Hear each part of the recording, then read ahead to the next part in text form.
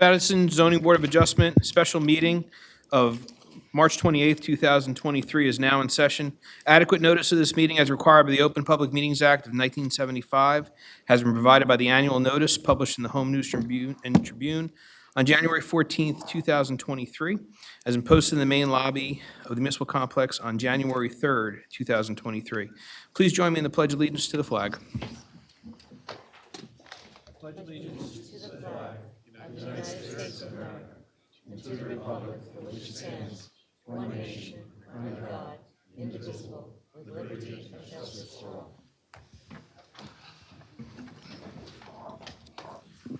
Madam Secretary, roll call, please. Mr. Carley? Mr. Bignell? Ms. Shaw? Here. Mr. Ayotte? Here. Mr. Cerrito? Here. Mr. Patel? Here. Mr. Brown? Here. Mr. Dave? Here. Mr. Sadaha? Here. Vice Chair O'Gorman? Here. And Chairman Kumba. Here. All right. Good evening, ladies and gentlemen. This is a special meeting of the Township of Edison Zoning Board of Adjustment.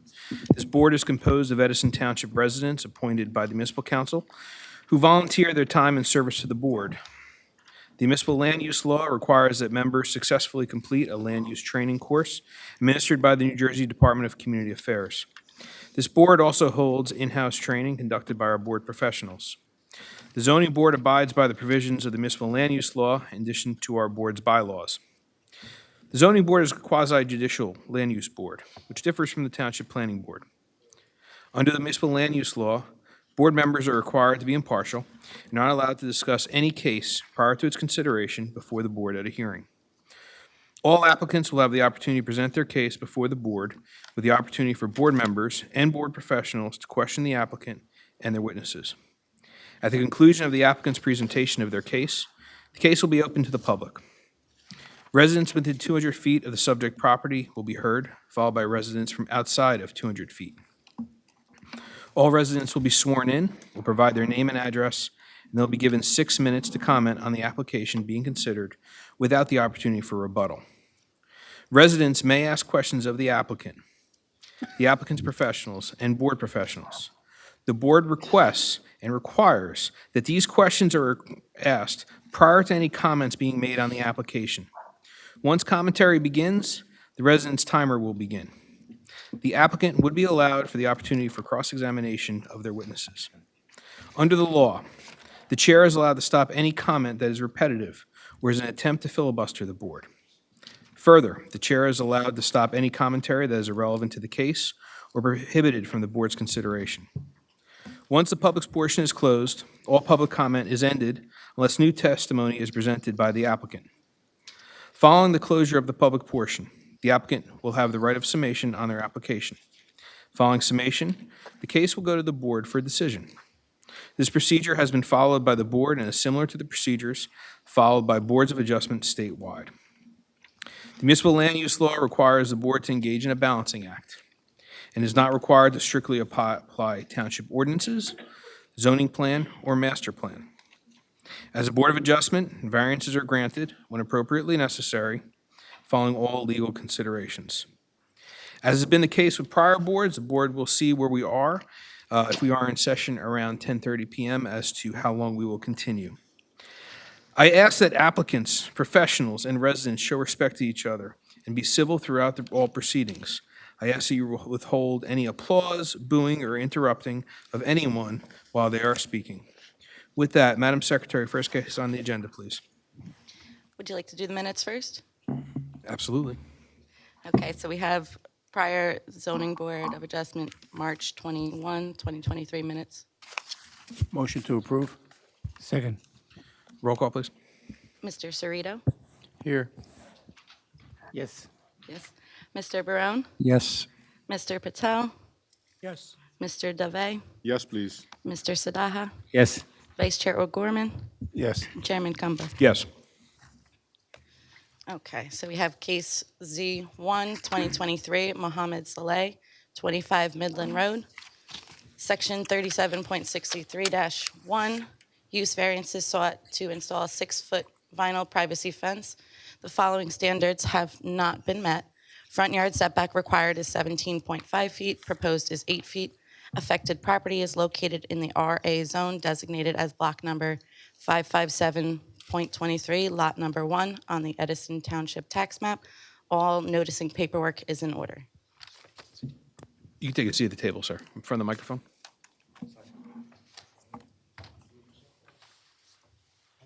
Mr. Saleh, would you raise your right hand? Do you solemnly swear or affirm to tell the whole truth, nothing but the truth, so help you God? Yes. And pull the microphone close to you and you talk. Sorry, yes. Good evening, sir. Good evening. So can you please tell us what you'd like to do and why you'd like to do it? Yes, I moved to this Can you just bring property. the microphone closer, please? Sorry about that. I moved to this property a year ago. When I bought the property, it had a chain link fence. All I'm doing here is like to remove the chain link fence and add a privacy fence to give more good look for the property and also give privacy for the property. Okay.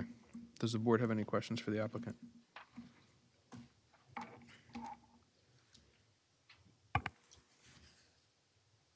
Mr. Chairman. Mr. Deve? All right, so currently the chain link fence is in non-compliance. You're replacing the privacy fence exactly same location where the Same chain link location. fence I'm is? not doing any changes. And how Same long this chain link fence exists? I don't know. I moved to the property. I bought the property a year ago. I don't know. It was before that, I guess. I'm not sure. Jim? The chain link fence is non-compliant. The proposed fence, he wants to put in on the exact same location, and by our code, it has to be put back half the distance of the front yard setback. The front yard setback is 35. Therefore, the fence has to be put back a minimum distance of 17 and a half feet from his property line. Do you see any issues with putting it 17.5? No, it actually covers all of the property. I'll lose all of the property land if I move to 17. But that's the code requirement, right? Yes, I do. Or But you want to leave the chain link fence the way it is? I just wanted to make it nicer and for privacy purposes and nothing else. My wife does some gardening and stuff, so we want to keep some friends. All I'm doing is I'm replacing the chain link with the privacy. Mr. Chair, Vice Chairman O'Gorman? this house is adjacent to Grove Avenue, correct? Yes. Okay. Thank you. Mr. Ayotte, Yes, has there been any consideration of site triangle with as proposed? he's outside the site triangle. Okay. And this is the corner property as well, Corner right? lot, so there's two fronts, hence the 17 and a half foot setback. So if you want to do the privacy fence probably at the corner property, you can't. Because it's become blind corners. No, he can put it back 17 and a half feet. He's not in the site triangle. He's not, So you have 35.3 feet In the front, now, yeah. right? Yeah. Can you just leave with half of them? You only have 35 feet from the curb to the property. No, my house actually is, it doesn't impact. I lose a lot of land. I already have a 35-foot in I front. understand, but Yeah. there's a zoning ordinance there, right? When you want to put a privacy fence, he wants 17.5-foot setback. And you want to put a privacy fence versus chain link fence.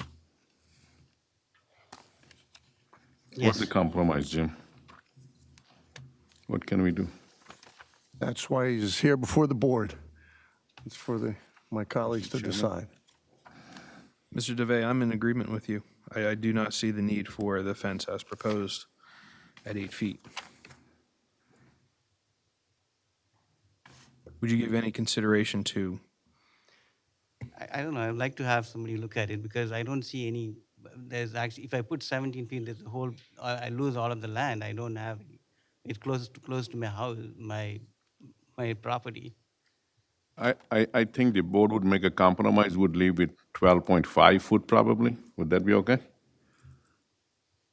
Otherwise, It's already 8. I just need another. otherwise this application will be denied.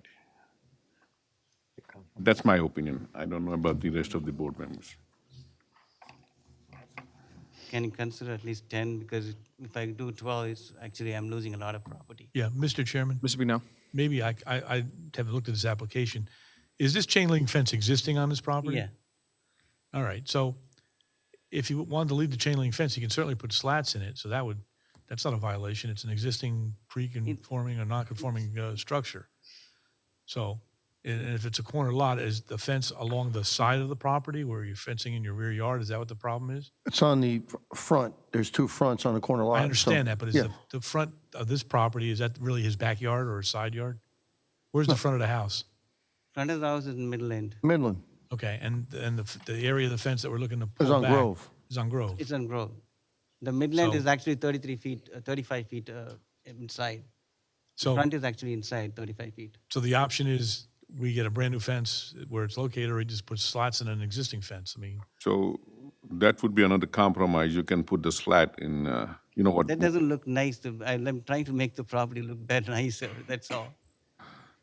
Please, I'm just because we can't really go out when the family. It's no privacy at all. Right, so you have option to put the slat or move 12.5 foot.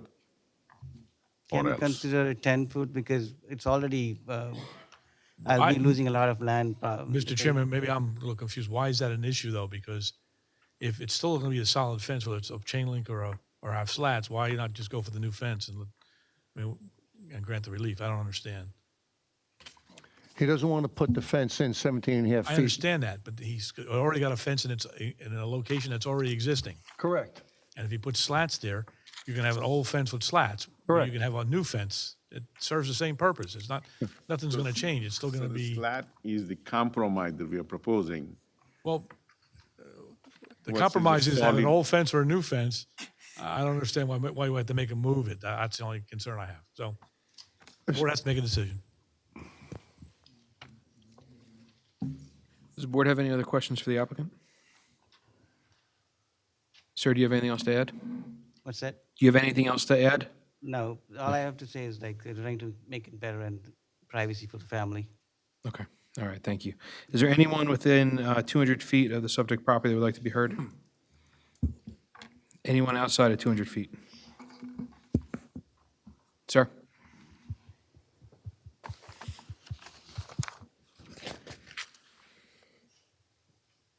Sir, would you raise your right hand? Do you solemnly swear or affirm to tell the whole truth, nothing but the truth, so help you God?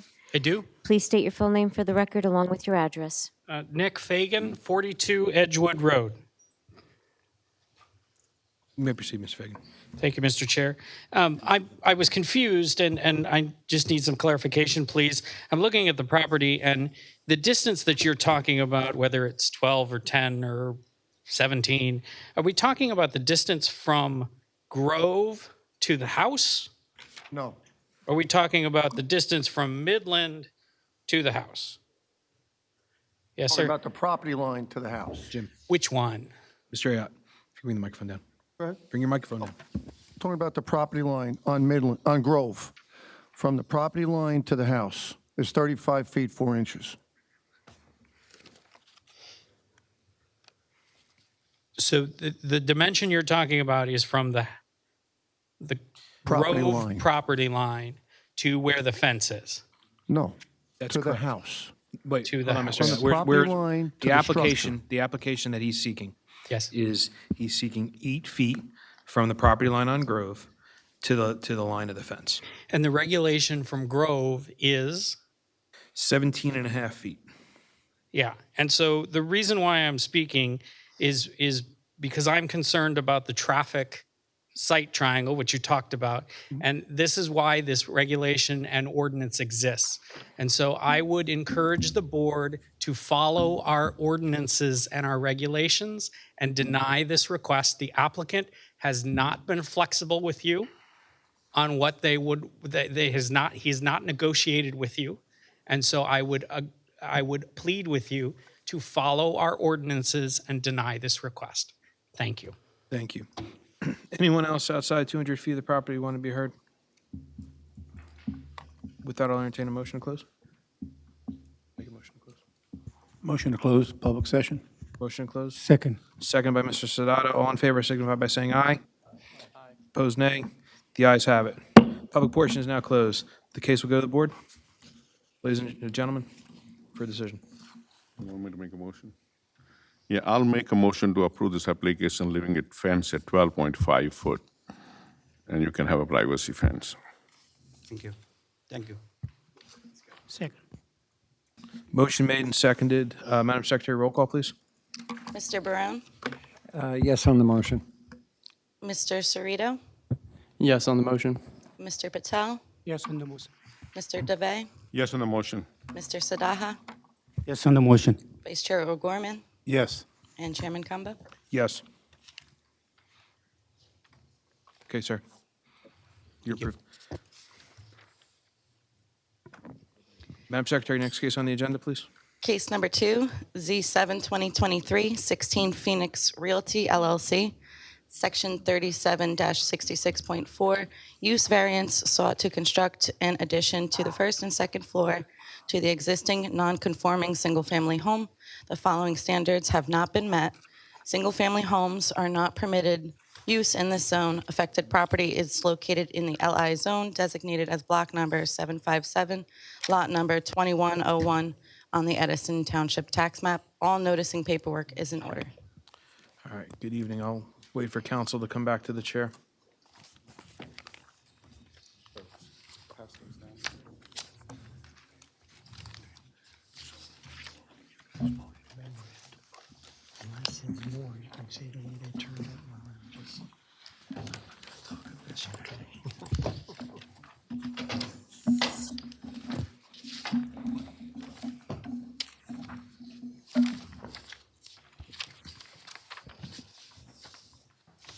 Good evening, Mr. Chairman, members of the board. My name is Kevin Morse. I'm an attorney from Woodbridge, New Jersey. Mr. Morse, I'm sorry, if you could bring the microphone closer to you. Thank you Attorney, so much. Woodbridge, New Jersey, appearing on behalf of the applicant 16 Phoenix Realty LLC. I just did pass up to one of your colleagues a stack of photographs, which I'm going to ask to be marked as A1 with today's date. It's 2 pages. Page one is of the subject property, and page 2 is from pictures of 4 of the nice residences on the street. So that being said, the property is at 16 Phoenix Avenue, and the applicant is before you. The property contains an existing single-family residence. You can see from A1, it's a residence in need of repair and renovation. And the applicant is before you seeking use variance approval because this is an old neighborhood in Edison, probably about 70 years old. The house was built in 1949. All these properties in the neighborhood happen to be in the LI zone, so it's a pre-existing nonconformity, and what we're proposing would require a use variance relief. So the applicant had previously submitted its affidavits of publication and mailing. I just wanted to confirm with the board secretary that they were received in an order, so the board has jurisdiction to proceed. We good on that? Yes, Okay, everything is all right, on. thank you so much. All right, so I have 2 witnesses available tonight. I have Mr. Edward Trujillo Jr., who's one of the principals of the applicant. Board members may be familiar with the Trujillo family. They're second generation at this point, experienced builders and developers in Middlesex and other counties, everything from single-family new homes and renovations to 100 units apartments, multifamilies, mixed-use buildings, commercial buildings, so they're quite experienced in the industry. Mr. Trujillo is here to testify if we need him, but I believe all the testimony will be handled by my engineer and planner, Mr. Valatudo. So if Angelo Valatudo could be sworn, please. Mr. Valatudo, raise your right hand. Do you solemnly swear or affirm to tell the whole truth and nothing but the truth, so help you God? Yes, I do. And just state your full name for the record. Sure. Angelo J. Valatuto, Valetutto, 424 Amboy Avenue in Woodbridge. Mr. Valatudo, if you could just provide your qualifications. Sure. I'm a licensed engineer in the state of New Jersey from 1978 and licensed professional planner, state of New Jersey since 1979. Mr. Both in Chairman, good shape. yeah, Mr. Chair, but your licenses are in good standing and always have been? Yes, sir. Right, Mr. Valatudo has testified in front of this board for decades as both a licensed engineer and a licensed professional planner. He's always been accepted as an expert in his field of these many years since the late 70s, and I'd ask that you accept them again in both those capacities without having him run through his resume and curriculum vitae. He will be accepted. I just wanted to make sure that his license were current and in good standing. It's just common procedure of this board. Yes. You may proceed. No issue. Thank you, Mr. Chairman. All right, so now, Mr. Valatudo, I passed up two sets of photographs, which I've asked to be marked as A1 with today's date. First, let's talk about the proposal. We have an existing single-family residence in an old neighborhood in Edison, correct? That's correct. And if one were to be dropped from a helicopter at the intersection of Plymouth and Phoenix and look down Phoenix, you'll say, wow, what a great residential neighborhood. Then you look on the zoning map and we're in the light industrial. And so the entire street of Phoenix from Plymouth north to the dead end is entirely made up of single-family dwellings. Right now, the subject dwelling that's proposed under this application is currently a three-bedroom home with one bath, correct? Yes, sir, that is correct. And based upon the pictures, page 1 of A1, it's certainly a dwelling that's in need of renovation and rehabilitation. Would you agree with that? Definitely, and again, just taking the walk down the street, there is much pride within the people living along Phoenix Avenue. The houses are either renovated houses within the same footprint that they were constructed in. A number of them had additions to them, and there's some that appear to be recently constructed just based on the fact that they're primarily brick structures. Right, so the applicant's proposal, I understand, is to not only construct an addition to this existing residence, but also to renovate the interior and to also completely reside and redo the entire exterior of the dwelling, meaning the original dwelling plus the building addition area. Is that correct? That is correct, and it's also important to note at this point that none of the existing setbacks that exist on the property are being affected by the proposal. And that's because the proposed addition is remaining within the existing footprint of the current single-family residence, correct? That is correct. And if you look at the photographs, I think you indicated A1 of the subject property, you can see it's a partial two-story, and what the application and the applicant is seeking this evening is to make it a straight two-story building residence as shown on the architectural drawings. All right, so the dwelling is currently a three-bedroom home with one bathroom, correct? Yes, sir. And the proposed renovations would change that to a four-bedroom home with two baths, correct? Correct. 2 bedrooms and a bathroom downstairs, 2 bedrooms and a bathroom upstairs. And then refreshment and more modern amenities for today's dwelling standards, correct? I'd call it more of a makeover. Right. And as you can see on page 2 of A1, just sample pictures of 4 very nicely maintained, beautiful homes on the street. And legitimately, this home currently is not one of those, correct? Most definitely. And so there'll be a benefit to the whole neighborhood if this property is renovated and refreshed, bringing it more into conformity with the other existing residences. Is that accurate? Yes, sir. Very accurate. All right. So look, I have no further questions of Mr. Valatudo with regard to the proposal itself. He will provide some planning testimony to justify the variance, but if there are any questions with regard to the project, nuts and bolts, we would invite those now first before he moves into his planning testimony. Okay, excellent. Any members of the board have any questions for Mr. Valatudo? Yeah, Mr. Chairman. Mr. Dave? Are you leaving the existing foundation the way it is, or you're putting a new foundation? No, it's existing. You are leaving existing foundation and building on top of it. Yes, sir. So the current Obviously- setbacks, I'm sorry. It has to be found structurally sound by Mr. Soltesz in his office, but the inspections and review by the professionals to date have determined that they believe it can be built upon. But it is the same footprint. Yes, sir. the current setback that you have of the existing house is code compliance? It shows it to be 19.6 feet at its closest spot. I believe the code at the minimum would be 20 feet, Mr. Ayad. Although it's an LI zone, so probably the codes are all out of whack anyway. Yeah. Problem is, you've got a neighborhood that's an existing old neighborhood in Edison, but it's in an industrial zone. So the typical setbacks and acreage requirements, obviously the whole neighborhood is for lack of a better word, out of character for an industrial zone. But certainly to answer your question, the existing footprint, or the existing side yard, front yards, none of those are going to change. The current dimensions, how it's situated on the property will not be increased because the addition is going on the existing footprint and only going up. So we're not going to change anything, anybody's side yard, anybody's front yard. That is not a question. The current house meets the setback requirements if you're going to put the house. No house in that street meets the current setbacks for the LI zone. They're Right, so- located in the LI zone. If you're asking, will it meet the current setbacks for the RB risk- zone? Correct. It will be short on the, what's it now, 19 feet?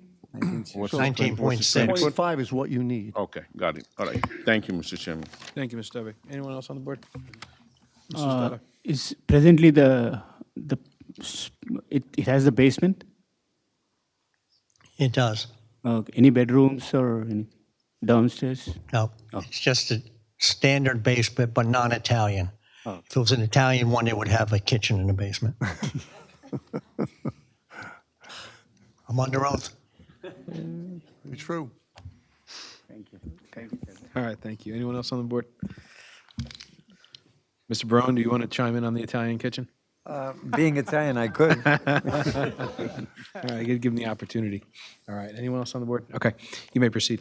All right, so Mr. Valatudo, at the applicant's request, you had also took the opportunity to analyze this use variance request from a planning standpoint, correct? Yes, I have. All right, if you could just detail your analysis and your opinions that you've reached and your basis for them for the board. Sure. Just referring to the zoning denial that was issued by the zoning officer, that the work that the applicant is seeking at that time, which is now carrying over into this evening's meeting, was not approved because of the fact it was non-conforming and may be continued as long as they otherwise remain lawful, but shall not be enlarged, expanded, altered, except to become more in conformity with this chapter.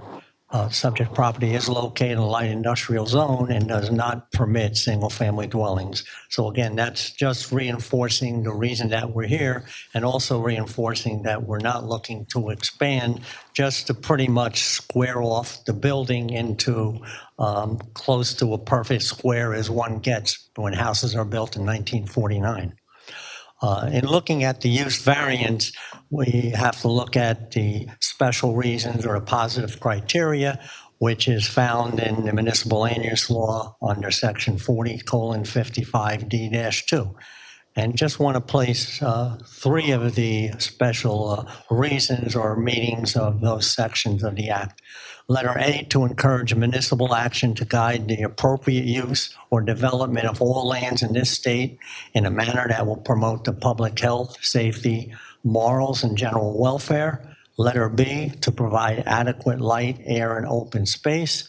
Letter G, to provide sufficient space in appropriate location for a variety of agricultural, residential, recreational, commercial, and industrial uses and open space, both public and private, according to their respective environmental requirements in order to meet the needs of all New Jersey citizens. And letter M, to encourage the coordination of various public and private procedures and activities shaping land development with a view of lessening the cost of such development to be more efficient use of the land. Letter M is in there because of the fact we have all the utilities necessary in the street that can continue to service this property and will continue to be able to.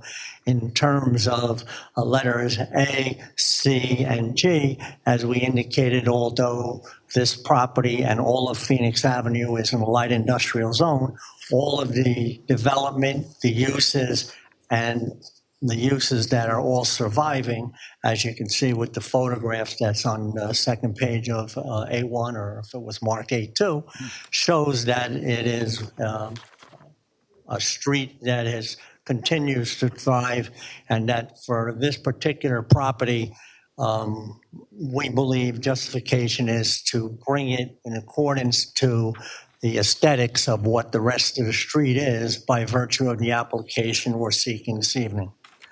Now, with regard to particular suitability of the site, subject property in its long existing residential neighborhood is particularly suited for a proposed addition and renovations for what we have just testified to. The applicant is, for practical purposes, not actually expanding the nonconformity, but rather making the single-family residence more in conformity with the rest of the neighborhood and primarily with regard to the aesthetics. Because although there were only 4 houses that were depicted in the photograph, you could have picked any one of the approximately 20, 24 houses that are along this street, and they would all show similar type of the way they're maintained. The 4 that were in the pictures are probably some of the more recent ones, but the other ones are in good shape, and certainly 16 Phoenix is one that is really out of character. And what we're looking to do is to bring it into character of the development. In terms of the enhanced quality of proof, as such, this application is not inconsistent with the master plan and zoning ordinance. Although non-conformance, we believe that the houses along this stretch were constructed prior to the original ordinance within the township, and as such, remain in nonconformity. But to take a property that is 50 by 84,000 square feet and to try to bring it into a LI zone would be almost criminal. In terms of the negative criteria, the requested relief can be granted with 2 reasons. My testimony without substantial detriment to the public good. For these reasons I have just testified, I see no detriment to the public good and no negative impact on any adjacent properties. Number 2, without substantially impairing the intent and purpose of the zone plan and zoning ordinance, as the application is not inconsistent with the master plan and zoning ordinance for the reasons that I have so testified. Right. And that's your planning testimony conclusion, correct? Yes, they are subject to questions by the board or any of the public. Thank you. Does anyone on the board have any questions for Mr. Valatudo? I don't make it.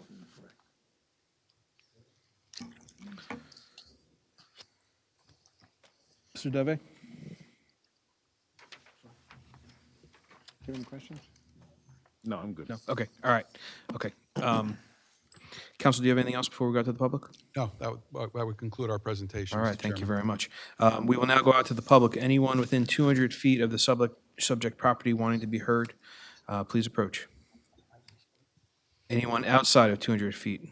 Mr. Fagan?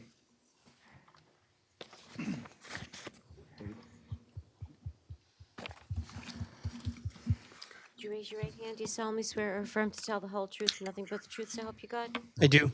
And please state your full name for the record, providing your address. Nick Fagan, 42 Edgewood Road. You may proceed, Mr. Fagan. Thank you, Mr. Chair. So I apologize if I missed it, but to question to the either the architect or the attorney, the FAR for the new proposed property is going to be what? The form was submitted. It was prepared by the architect.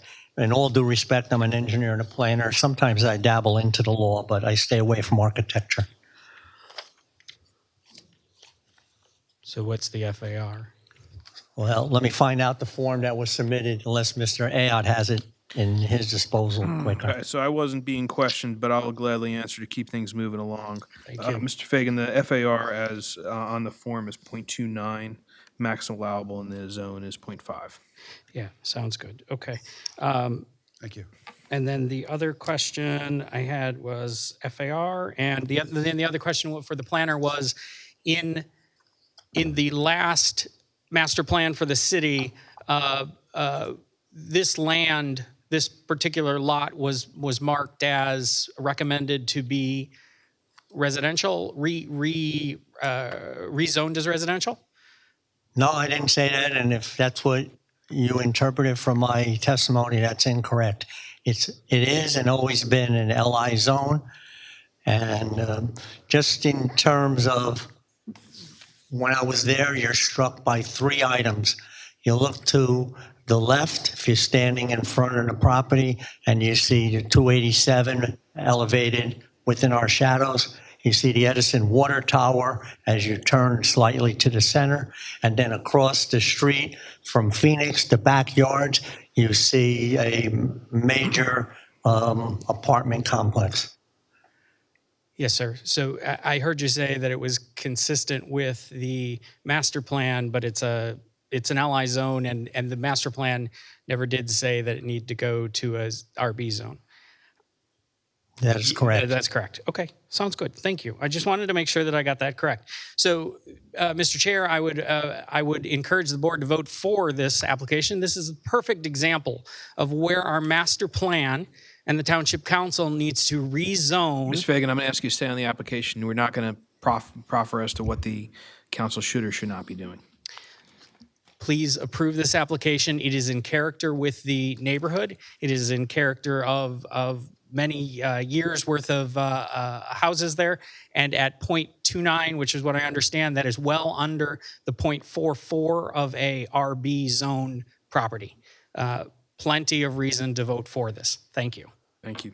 Anyone else outside of 200 feet of the property want to be heard? Motion to close public session. Motion to close public portion. Second. Second. All in favor signify by saying aye. Aye. Opposed, nay. The ayes have it. Public portion is now closed. Gentlemen, what is your pleasure? I'd like to make a motion to approve this application with the addition to the first and second floor to the existing non-conforming single-family home with no finished basement. The applicant has met all the negative and positive criteria, will benefit the neighborhood, and there's no residents that are in opposition. Second.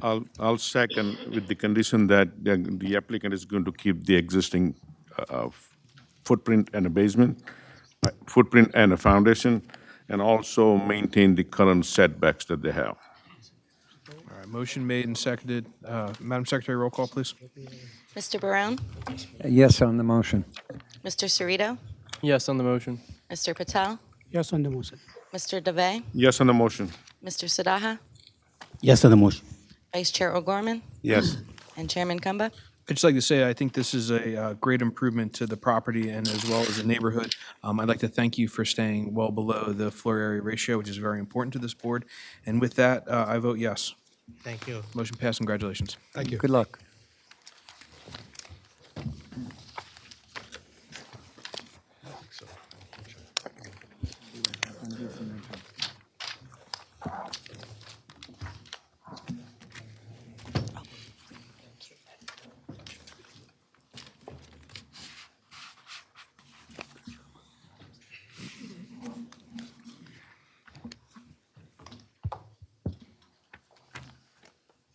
Next case. Next case, please. Next case is Z28-2022, Quick Check Corporation, 425 to 431 Plainfield Ave, Edison, New Jersey, 08817. Section 37-20, applicant is seeking bulk and use variances along with preliminary and final site plan approval to demolish the existing structures and replace with a fuel station and convenience store. Standards have not been met in accordance with the master plan. Affected property is located in the PB zone designated as block number 4.A, lot numbers 24 and 25 on the Edison Township tax map. All noticing paperwork is in order. Good evening, council. Thank you, Mr. Chairman, members of the board. Henry Kent Smith, Fox Rothschild, appearing on behalf of the applicant, Quick Check. This is now the fourth public hearing that we've had on this application. At the prior hearings, we presented our case in full relative to the direct presentation to this board. At the last meeting, we presented a brief testimony to resolve one final issue that we had related to the proposed light. At this juncture, we have concluded our direct presentation. Of course, I've reserved the right to rebuttal, but I believe, Mr. Chairman, we are now ready to hear from the public. Okay, all right. Do our professionals have anything to add prior to going to the public? No? Okay. All right, thank you, council. So we will now go out to the public. We'll first go out to residents within 200 feet of the subject property who wanting to be heard. If there are any, and then after that, we will go out with beyond 200 feet. If there are any residents who have retained a professional, an attorney, a planner, or any type of professional, I ask that you please, the professional please state their appearance prior to going to the remainder of the public. And then we will go to the remainder of the public from there. Sir? Good evening, Mr. Chairman, members of the board. My name is Thomas Scangarello. I'm a professional planner. My name is Thomas Scangarello. I'm here on behalf of Beverly Turner Riley, a resident at 1109 Blueberry Court. And is she within 200 feet? She is not within 200. She is not, okay. Okay, all right. So while she is beyond 200 feet, since you are a professional appearing, we will go to you first, and then we'll go to 200 feet, and then we'll go to residents outside 200 feet. Whatever you like. And then if you could just please just identify, okay. Mr. Stangarello, would you raise your right hand? Do you solemnly swear or affirm to tell the whole truth, nothing but the truth, so help you God? Yes, I do. Okay, and again, state your full name and provide your business address, please. My name is Thomas Scangarello. I'm a licensed professional planner, state of New Jersey. I have close to 50 years' experience as a professional planner representing boards, zoning boards, planning boards, governing bodies. I have office in Morristown, New Jersey, and Naples, Florida. And as I told you, I'm here on behalf of Beverly Turner Riley. Unfortunately, I'm the one that instigated you all having to take a course in planning and zoning before you were appointed to the board. I'm sorry about that, but that's something that we did on behalf of New Jersey planning officials, of which I'm a member of the executive board. Our firm concentrates on planning, design, and environmental planning. Okay, and if you could just identify, is your client present? Yes. Would you like her to stand up? Yes, please. Beverly? Okay, all right, thank you. And ma'am, just so that you understand, since you have retained a professional, your professional will be speaking for you? Okay, thank you. All right, you may proceed. Yes, thank you.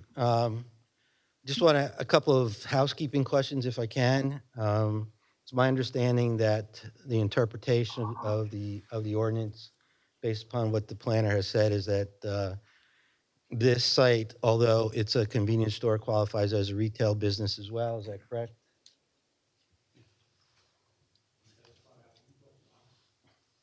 Yeah.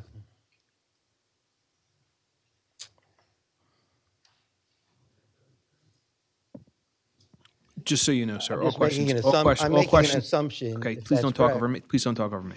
Excuse me? Please don't talk over me. Oh, I'm going to give sorry. you an opportunity to speak. Okay. But you will not speak over me. Okay. All questions will go through the chair.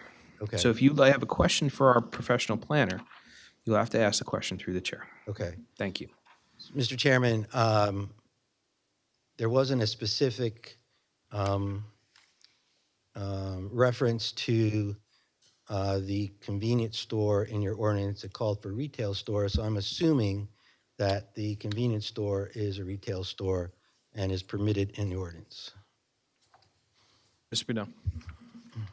The retail stores are permitted uses in the zone, the PB zone. However, gas stations with convenience stores are not a permitted or a conditional use in the zone. So no is the answer to your question. It's not permitted use. The gas station is not a permitted use, With a convenience store is not, either one is not a permitted use when they're together. but the convenience store is a permitted use without the gas station. I believe it is, yes, sir. Okay. Also, Mr. Chairman, the engineer called for revised plans. I don't know that those plans have been submitted. If they have, I haven't had an opportunity to review them. The last revision, Mr. Chairman, was through February 1st, 2023. So what plans have you looked at, sir? Yes, I looked at those. Well, that's the last revision we have as well. Okay, okay. Also, in one of the engineer's reports, there was a reference to a letter of interpretation. In the subsequent report to that, that was crossed off. So I don't know if, I don't know what the status, I do know what the status is of the letter of interpretation, but I don't know if, on behalf of the municipality, that letter of interpretation is not being considered. Mr. Carley. Thank you, Mr. Chair. Subsequent to the issuance of our third review, before our fourth review on February 20th, we received a report by an environmental scientist averring that there are no freshwater wetlands on the site, which is in a pretty solidly urbanized area. And so taking that at its worth, we removed that comment from our report with a cross out. Thank you, Mr. Carly. Mr. Chair, can I ask a question that you can ask the engineer? You can ask a question. Then there is an application pending for an LOI. So why? And there are mapped wetlands that Department of Environmental Protection has. So I'm wondering why an application was submitted and why his comment is that it's not necessary. I believe that your question is actually pertaining to the application, so you may be better suited asking that question of the applicant's engineer as opposed to the board's engineer. Okay. You know, I'm not going to tell you how to do your job, but I understand. Mr. Chair, in Mr. Carly. Appendix A of our report, page 7, we reference the wetland investigation report prepared by Equal Sciences dated November 7, 2022. DEP, like many state agencies, moves at the speed of molasses flowing uphill. And so we expect that they will have a letter of absence based upon that report in their application. But it takes time. So if it behooves the board to make that a condition of approval, they may. thank you, Mr. Carly. Yeah, fortunately or unfortunately, there are mapped wetlands that the Department of Environmental Protection has, and there is an application on file. And the engineer is correct. They're like 3 months behind in reviewing that. My final housekeeping question is the addresses that are shown, what was filed, do not indicate the address 433 Plainfield Avenue. And I know that 433 Plainfield Avenue, as we look at the tax maps, is one of the buildings that is being taken over as part of this site plan application. So I'm just questioning, and I have a reason for it, I'm just questioning whether or not that is the case or that isn't the case. Does anyone? I didn't say that.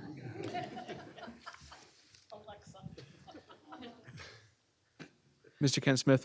So the applicant has referred to the property not only by street address, but by block and lot. The block and lot is accurate. The street address, it is my understanding that was the correct street address, and quite frankly, the accuracy of street addresses relative to lots and blocks, I would go with the lot and block every day of the week. And I think the notoriety of the property in terms of the address given is more than adequate notice. Mr. Chairman? Mr. Bignon. Yeah, I'm looking at the application, and it indicates 425 to 431. So that's where the application's, the address came from. Thank you, Mr. Bignon. My client brought it to our attention that one of the addresses is 433. And when we looked at it, it also did say 433, and I understand why the application says what it says. The importance of being 433 is that there's a ongoing investigation as to contamination for 433. And we look at 433, it shows one of the buildings as being 433, and I apologize, but I can't figure it out. So I don't know if that's one of the lots that's been contaminated and is under for remedial action, or whether it's not. Mr. Chairman? Mr. Bignon. I'm looking at the cover sheet of the plan, and in their aerial map, they show block 4A, and they show lot 24 and lot 25. And if you look a little further into the color, you see that there's 3 buildings on 2 properties. So maybe that's what the confusion is. It's still two lots, but it's 3 properties on 2 lots. So one could have a mailing address of 433, right? I'm sure. I'm not disputing it. I'm just saying that there are Right. 3 buildings on 2 legal described properties in the tax map. I hate to keep bugging you, Mr. Chairman, but can we determine if in fact there has been any remedial action on the issue of contamination? Because I have records that show there has not been any remedial action taken for contamination on the site. Mr. Ken Smith. Thank you, Mr. Chairman. As we testified at the original first hearing, the property is under contract to my client, Quick Check. As Mr. Lamont had testified to, we are aware that there exists contamination on the property. A contingency of our contract is that that remediation be completed, not just investigated, but done in conjunction with Quick Check's ultimate construction of its building. So yes, nothing's been done because we haven't been approved yet. Once we're approved, it'll get remediated. Thank you. Okay, just for the record, Mr. Chairman, the remedial action, I believe that was, the contamination was discovered back in 2014. So that's like within the last 9 years, no action has been taken to cure the contamination on the site. And we have the current records as of March 20th, 2023, that show that no action's been taken to cure to remediate the issue of contamination on the site. The issue here is that, I'm sorry that I'm going to take a while to do this. I know you have some other things on the agenda, and we don't have any. Quite frankly, we have no criticism of what the applicants presented. They've done an excellent job. We just have some issues that we have to vent here with respect to what the object is. And the object in this particular case is a use variance for the most part, a gas station, because the convenience store in that zone is permitted. So, as you know, there are several C variances that are being requested. And the C variances that are being requested are because of the fact that there are going to be 2 uses on this site, which is smaller than what the ordinance calls for. And those variances have to be considered by the board. And you all know how to do that, because normally what happens is you get an application for a C variance and there's something unusual about the property, whether it be water or steep slope or something that an applicant can't possibly cure and that they have to deal with. And that usually constitutes some sort of a hardship. And in this particular case, hardships are usually deal with health, safety, and welfare. You have a disabled parent that you want to be able to get into the house. You have to build a ramp and you need a setback. So we kind of question this particular case in as much as what's happening here is that the applicant needs to squeeze 2 uses in on this site. And in order to do that, C variances are required, dimensional variances. So without the proposed non-conforming uses, the variances would not be required. With a proposed conforming use, it would make sense that for safer, more aesthetically pleasing, and less impacting on the site, those variances could be granted. And I think I don't have to school you on the definitions for C variances. You've all been around long enough to know the answers to that. So let's try to look at the reasons why we've been retained by one of the neighbors in this property, and it's for the use variance for the gas station. And fortunately or unfortunately, gas stations by themselves have become somewhat non-existent. They always have convenience stores attached to them. That was started by Wawa's and now is being continued by everyone else. And the last time we saw an independent gas station, they've probably been there for 30 or 40 years, but they just don't build them by themselves anymore.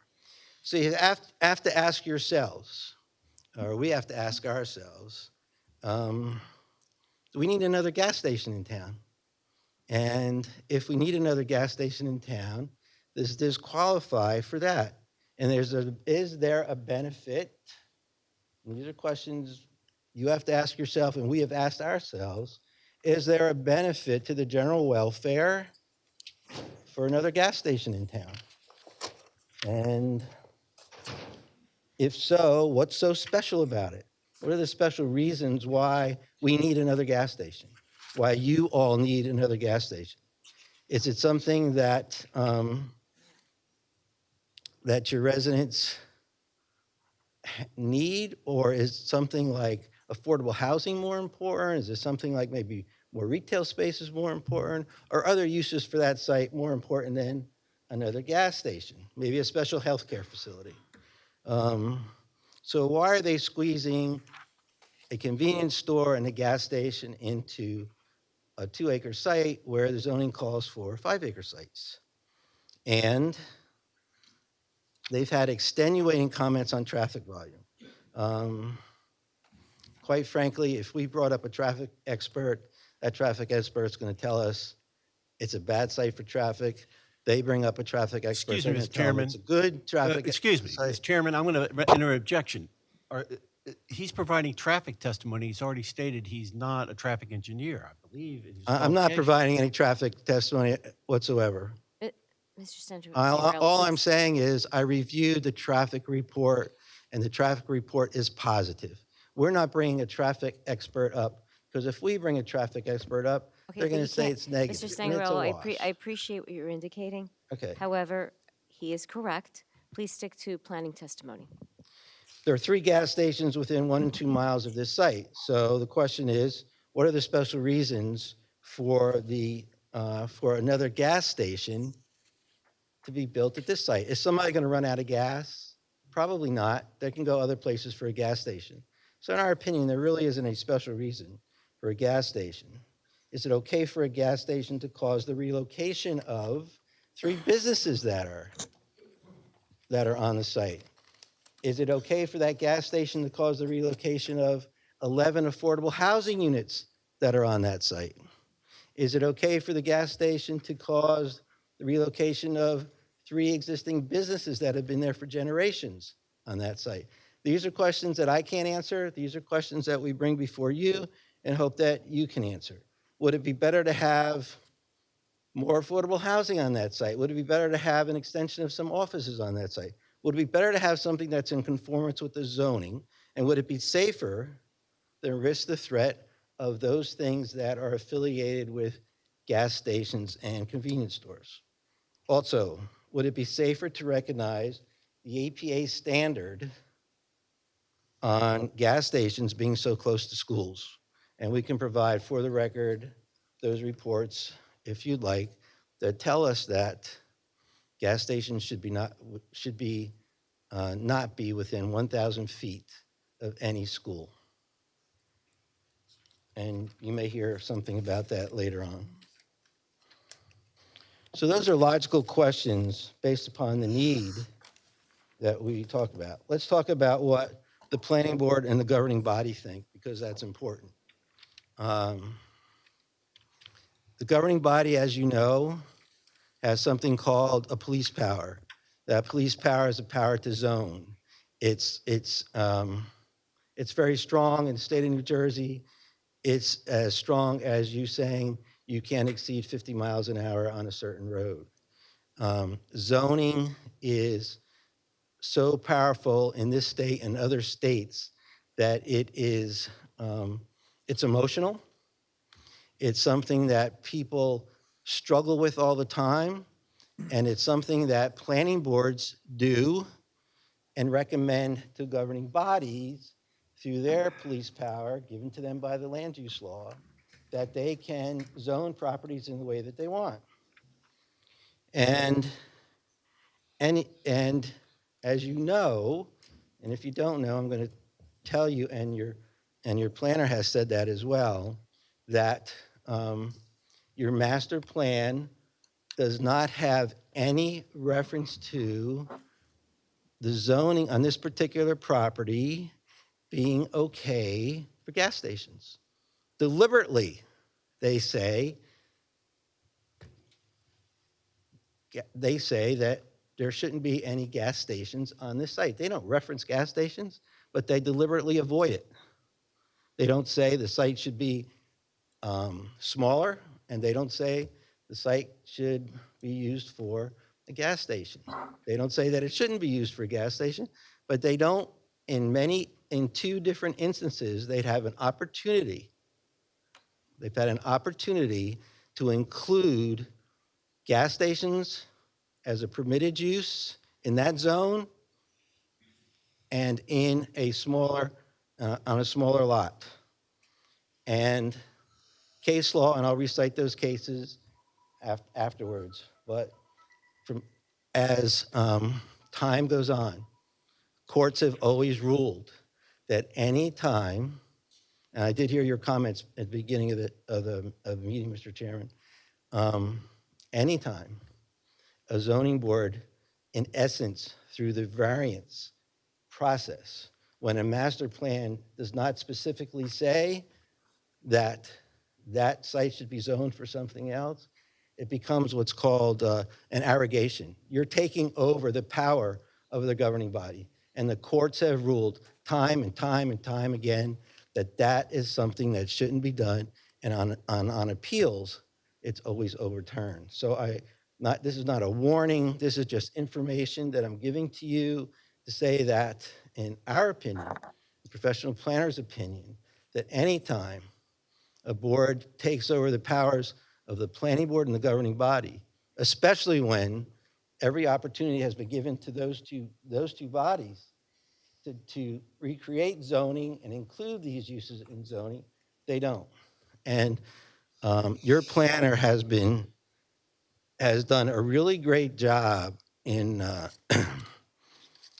in going through the reexamination process of the master plan and identifying changes that were being considered by the planning board during the reexamination process.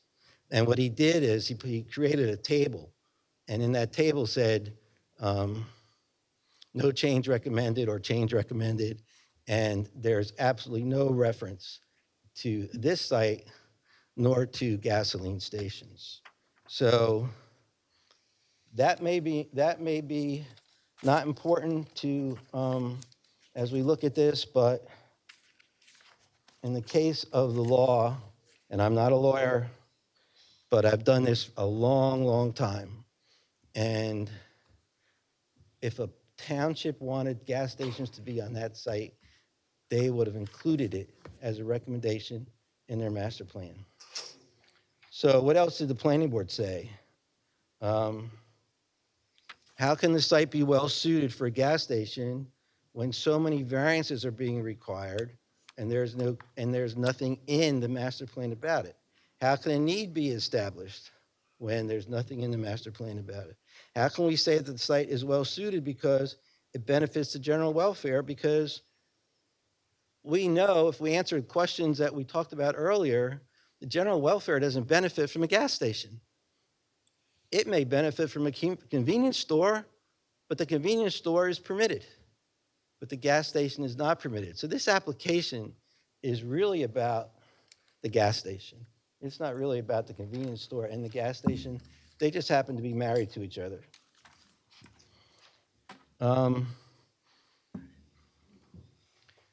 Let's talk about whether or not the proposed use inherently serves the public good, such as a school, such as a hospital, such as a public housing project. There are cases on that. The Sika case versus Wall Township is one. There was a case in this municipality about it, wherein it's incumbent upon us, you and me and them, and everybody sitting behind me, to say that having a gas station on that site benefits the general welfare of the residents of this community. It's great. We want a gas station there because we need a gas station there. And we know that there are lots of gas stations in town, but a gas station is not as good as something else, like maybe a rec center or something else that benefits the entire community. So we know that. Would the applicant suffer an undue hardship if compelled to use the property for something that was conforming with the permitted uses that are identified in the zoning ordinance and in the master plan. And we all know about the Medici case, and that says that, yeah, I mean, that's something you have to prove. You have to prove that the site is particularly suitable for the gas station, and it's particularly suitable for the general welfare of the people. And would the site service the general welfare of the community? Once again, I don't think that has been proven. And everything that I've read, when it comes to general welfare is, I want it to be easy for me to get gas. And I've never seen that anyplace. So we don't believe, and I don't believe, my client doesn't believe that the general welfare of the residents of this town have been satisfied or will be satisfied by the addition of another gas station. Now, we all know that variances can be granted under exceptional circumstances. And in me going through the record, I have not determined what exceptional circumstances are with respect to the inclusion of another gas station, because the need hasn't been identified, and the general welfare, once again, and the special interests of the community at all, in total, have not been explored.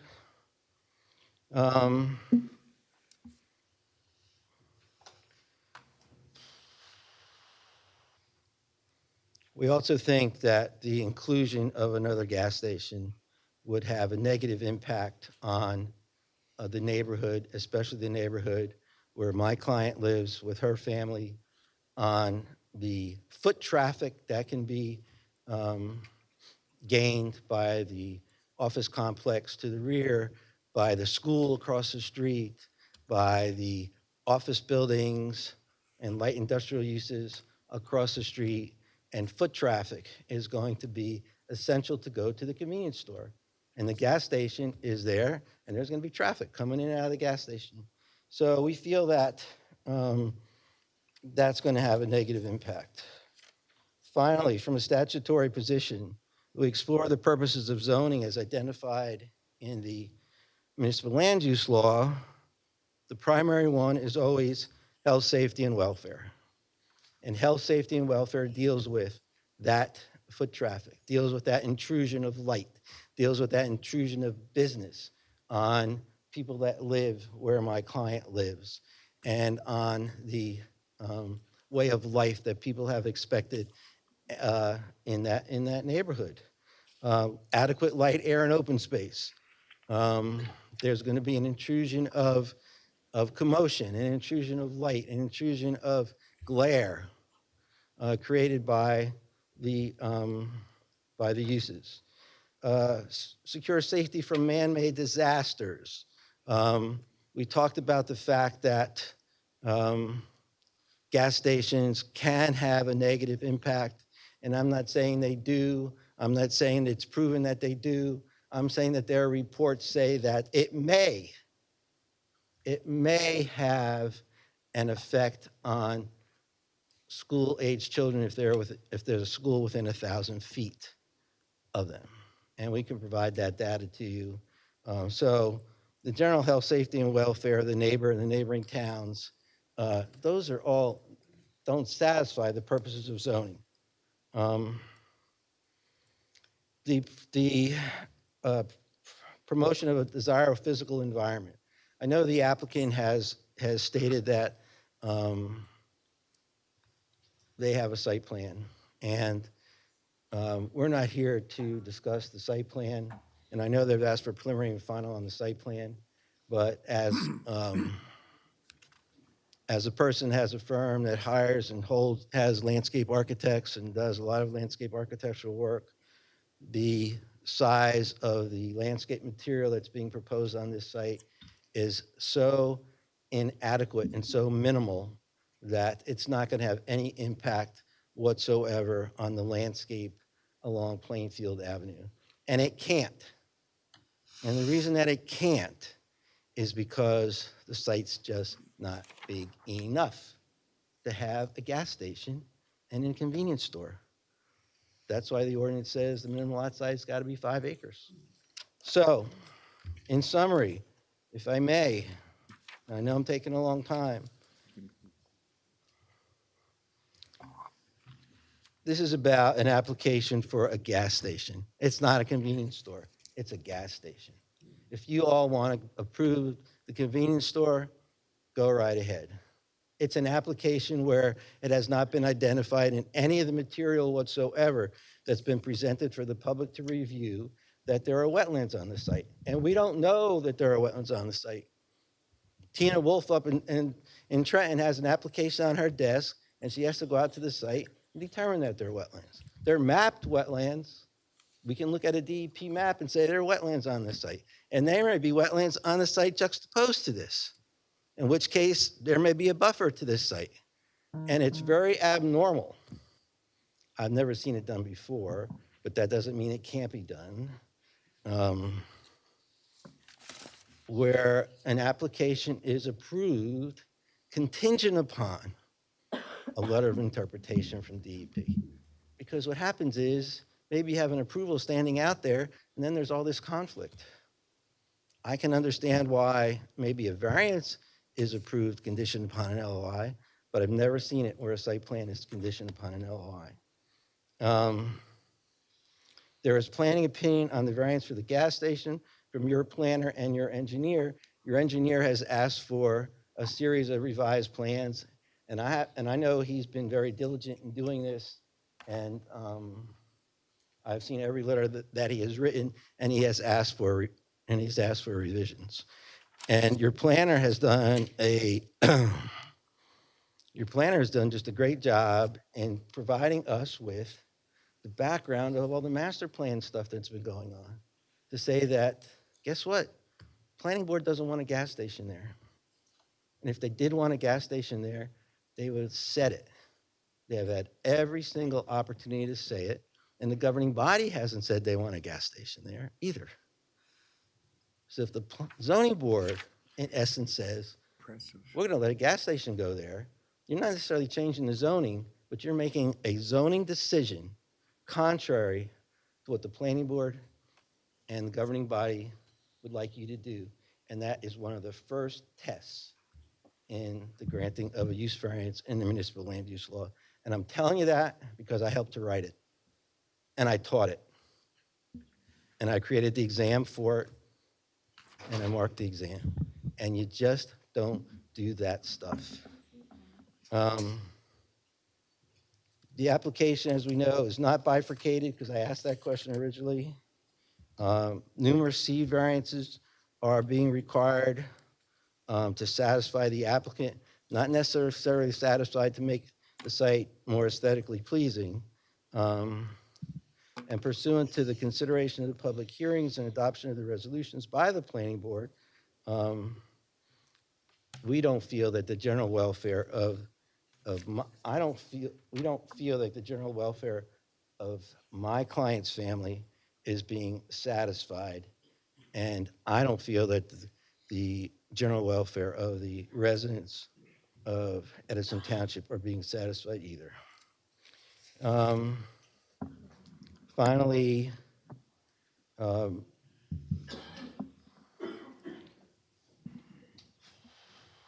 I don't believe that in everything that I've read, there's been anything that has said that there is a specific need in anything that the applicant has done. Specific, and I have absolutely, and as I said to you, I have no criticism of what the applicant done. They did a great job. If I'm working for them, I would have done exactly what they did. My questions resulted to the board and to the municipality is, do we really need these things? And have they done what they need to do to make you believe and make you, the rest of the town believe, and the residents believe that it's in their best interest, in their general welfare, to have another gas station in town. And just to summarize, we feel that that would be an abrogation of the board's ability to do that. And there are several cases that I can go through and can pinpoint. If you'd like me to, I'm not going to tell you what they are, but I would like to put them on the record if I can. If that's okay? Yes, no, doesn't matter. Whatever you want to do. You're presenting your case. I'm not going to tell you how to present your case. Okay. And we'll do that.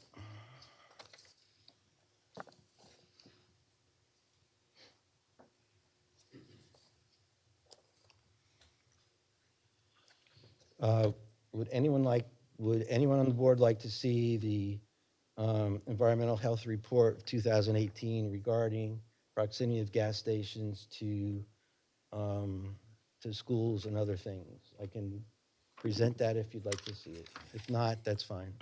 Mr. Ken Smith? Again, so the answer is I would object, first and foremost, because I don't think this board has received any documentary evidence from Mr. Scangarelli. So to say I'm going to now submit documentation that I'm relying on for my testimony after he's testified, I think it's just a bit unfair. Secondly, again, with regard to being able to even evaluate the documents that we're given, there's no time. So I would object to the submission of any document that wasn't previously submitted to the board. All my materials are in this board's possession at least 10 days in advance of when I'm appearing, so. So as I'm sure you're aware, the same rule doesn't fully apply to objectors. But I would have him show you the document. He did rely upon it, notwithstanding, I'm not sure the document itself should be presented to the board. But I do want you to at least review it and just give me your opinion on that. Thank you very much. Would please give it to Mr. Ken Smith Sure. first.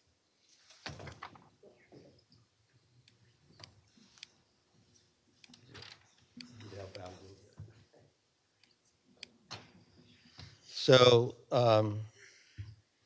the cases that I referenced in my testimony are Saddlebrook Realty versus the Township of Saddlebrook. It regards site suitability and aggregation. The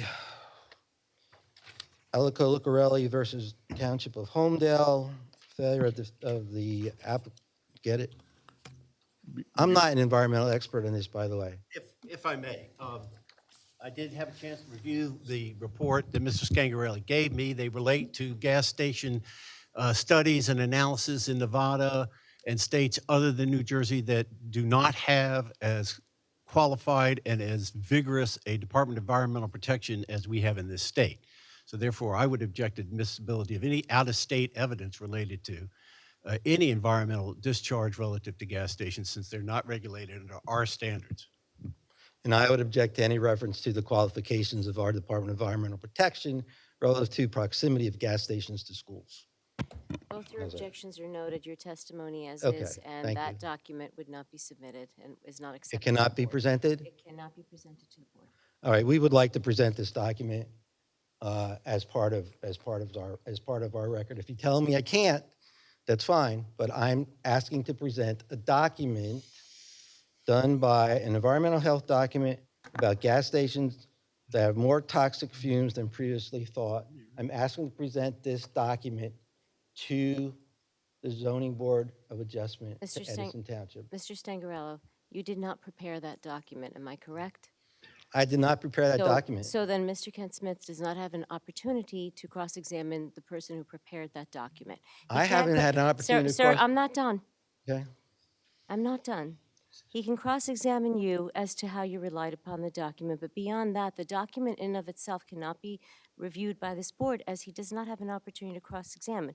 It's the same as if any objector were to bring a document into this this area where the board can't consider it because they can't cross-examine the author of that document. They can certainly testify, as you have done, and Mr. Ken Smith can cross-examine you. So we will leave it at that. Okay, I understand. I apologize. Other cases of the Northeast Towers versus Zoning Board of West Patterson. Are these Kindernet- all cases, Mr. Scangarelli, that are published opinions? Excuse me? Are these? Yes, yes, These yes, are yes. all public. If you'd be so kind then just to give me the citation and the Okay. case name. You want me to send it to you? No. I'm so- believe I'm- you me, that's what I'm trying to I give- have I'm access. trying to give it to you right All I now. need is the citation. Northeast Towers versus ZBA West Patterson. And what was the citation? I don't have the citation. Is that a published opinion? Yes. And you do not have a citation on I the don't header have of it the in my, opinion? I don't have it in my file, no. I have Eagles Group versus Zoning Board, Hamilton Township. Do you have a citation on that one? No, I do not. Okay. Mr. Chairman, can I ask a question? Mr. Dave. So did you do any kind of investigation or any kind of study that you have any school within the 1,000 feet of this proposed gas station? There is no code regulation in the Township of That's Edison. not the question I'm asking. Is there any school within the 1,000 feet of the proposed gas Of station? this site? Yes. There is a daycare center on the other corner of Kilmer and Plainfield. And that's how many feet? I would say probably 200 feet. Okay, thank you. Feller versus Fort Lee Board of Adjustment. Klein Outdoor Advertising versus City of Jersey City. Mr. Stangarello, if I may just interrupt for a minute, what is the purpose of these citations that you're referencing? Are they because you relied upon them for your testimony, or are they for some other purpose? They're because I rely upon them for my testimony. Every time I testify, I try to back up what I testify with cases that support what I'm testifying on. I appreciate that. Okay, so we're going to have these, I mean, you don't have a formal report to submit to this board, do you? I can testify as to what these cases say briefly if you'd like me to. This board does not consist of lawyers. They consist of a land use board that is considering this application. They are familiar with what their requirements are. I don't think this is going to be an opportunity to engage in education. We do have educational sessions for the board that, as you're aware, and you just indicated earlier, they are required to go and attend classes and become certified. So I'm not sure what the purpose of this is. I don't know what Mr. Kent Smith's position is, and you've relied on them, which is fine, but the board is familiar with what their role is. I would like the cases to be part of the record of Well- my testimony. They are the cases that you relied on in your testimony, correct? Not all of them. I would like to summarize the cases so that they'd be part of my testimony. I'm going to object to any further. Yeah, sir, you've relied on them, and that's sufficient for the board to understand that that's where your testimony comes from. But, you know, you're neither a legal scholar nor someone, I mean, the board is familiar with what their role is. They are required to get certified. As you indicated earlier, you made sure that that was in effect, right? So let's move forward. We understand you're relying on these. I'm fine if you want to submit a list to Mr. Kent Smith as well as to the board that these are the cases you relied on. That's sufficient. You want me to submit a list? You can certainly submit that list, of course, that you've relied upon them, and Mr. Kent Smith can have it, and the board can have a copy of it. That's fine. When would you suggest that I do that?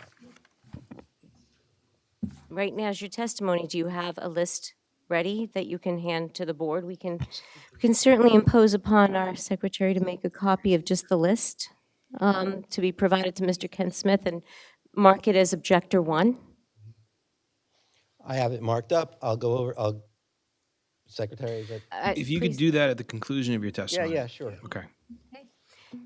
And please show it to Mr. Kent Smith first so that we can make sure it's acceptable. He has to have an opportunity to cross-examine you on what you've relied on. Okay.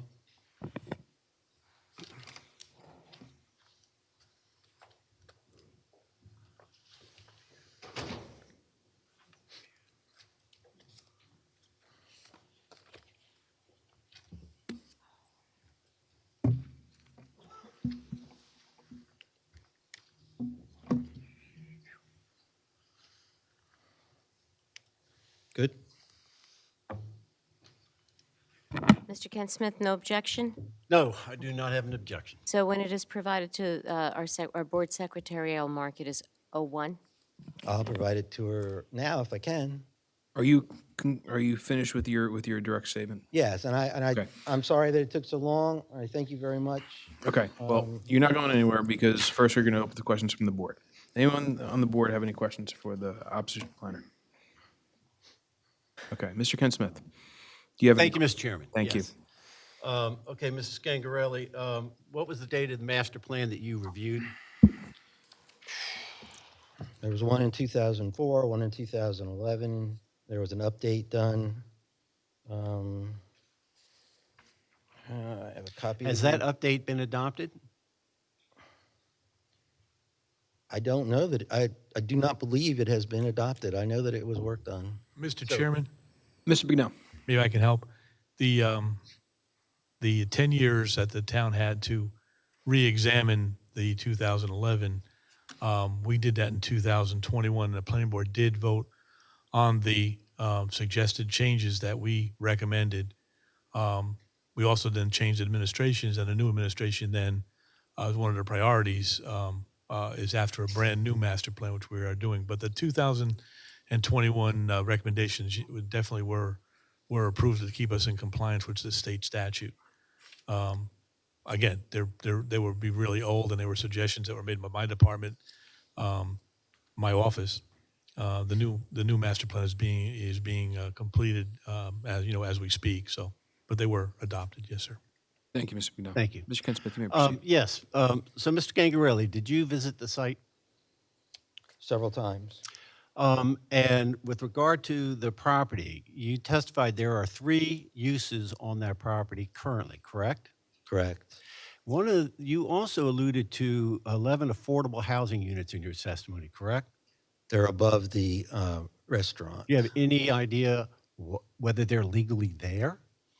You know, I questioned the owner of that. And? Because you and I have some history, and I know you were going to ask me that question. And? And they said they had all their proper permits. Well, do you have, when you say the I owner? didn't look at 'em. Well, Mr. Scangarelli, answer the questions as they're asked. Who did you talk to when you referenced the owner? I talked to the owner of the business. And is that owner of the business the owner of the property? No. Do you know whether the owner of that business has any right to have boarding rooms in that building? I did not ask that question. And therefore, it's more simple question. Are those boarding rooms permitted in the PB zone? As far as I know, those boarding rooms have been there for... No, Mr. Okay. I'm All right, not Mr. Ken Smith, allowing you Mr. to Ken Smith, speculate, Mr. Ken Mr. Smith, Permitted in that Mr. Ken zone? Smith. Gentlemen, we're going to go one at a time because the court reporter is taking a record of this case. And you're going to make it easy on her. Thank you. And this is the last warning. Understood. Please proceed. I did not ask that question. To answer your question, I did not ask that question. My question is, are boarding rooms permitted in the PB zone? I did not ask the question because I do not believe right now they are permitted, but they are pre-existing uses that may have been permitted at one time. But you have no evidence to support that other than pure speculation, correct? That's correct. Thank you. With regard to the existing buildings on the property, are you aware that they do not conform to the PB zone setback standards? I would assume that they do not because they were built many, many, many, many years ago. And are you aware that the subject property has a current impervious coverage of 96%? I'm aware that the current property does not have an impervious coverage of 96%. Have you reviewed the survey prepared by the applicant? I've reviewed the survey and have reviewed the site, and I know that there's not 96% coverage on that site. Are you a licensed surveyor? No, I'm not. You a licensed engineer? No, I'm not. Therefore, the only basis that you're making that statement is your visual opinion, not knowing where the actual property line is, correct? I have a pretty good idea where the property line is, and I know that there is some gravel on the property and was placed on the property. I also know that there's a lot of water under that, and there's a lot of oil under that. So with regard to the gravel, that would constitute an impervious coverage, correct? It could. I'm not saying that it does. I'm saying that it could. So getting back to the setbacks, are you aware that the proposed side yard setback variance condition that exists on 2 of the structures will be eliminated as part of this application? I have no objection to the setbacks, and I've said that in my testimony. But are you aware that this applicant will eliminate 2 non-conforming setbacks? I think it's great that the applicant's going to do that, but I don't think that it has any bearing on the use variance. With regard to the front yard setback, are you aware the present building is 17.6 feet off of Plainfield Avenue? Yes. You aware that the proposed canopy setback is now 57 feet off of Plainfield Avenue? No, I'm not. With regard to the impervious coverage, getting back to that, are you aware that the applicant's proposal, well, let's ask a first question. Do you know what the impervious coverage standard is in the zone? I have it in my file. I'd have to look it up. If I told you it was 80%, would you have any reason to disagree? I don't have any reason to disagree nor agree. So with regard to this application, we are proposing an impervious coverage of 70%, correct? So with regard then to existing conditions on the property, you indicated in the applicant's survey shows that there are 3 buildings located on 2 lots. And you expressed that the minimum lot size in the zone is 5 acres. Are you aware that this application will consolidate those 2 lots to make a larger single lot? I presume that that's what would happen, and I presume that if that happens, you would respect the front yard setback of 100 feet. With regard to the setback, Mr. Scangarelli, you know the building itself, the convenience store, is set back over 100 feet from Plainfield Avenue? I have no objection to the convenience store whatsoever.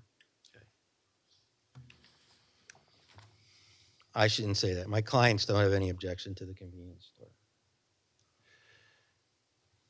You haven't produced any wetland map to this board. You've now testified on several occasions that there are wetlands on some map, but have you produced a wetland map to this board? The wetland map is public record. There was nothing whatsoever in the application that was presented for public review by your engineers that Excuse me, indicated Mr. Chairman. Wait, wetlands. Mr. Chairman, I'm asking the questions. May I just direct, if you would, please, just direct the witness to answer the questions and not go off on some tangent?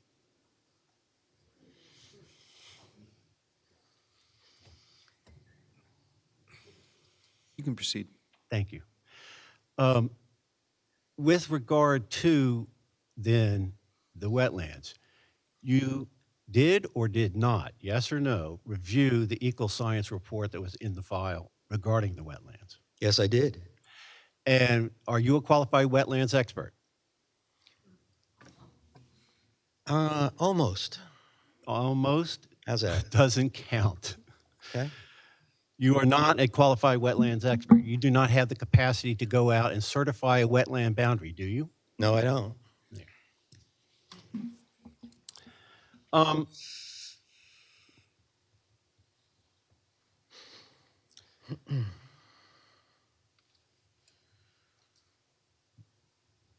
The PB zone that exists in the township, have you reviewed the entire zoning map for Edison?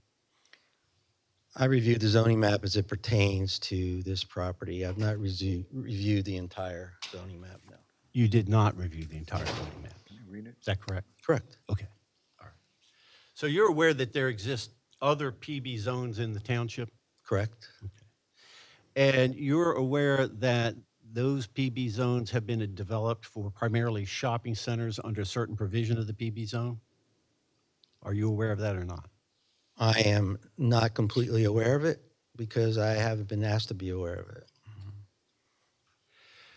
As to this PB zone, you are aware that a large portion of the zone is currently vacant, not developed, grass, berm, etc.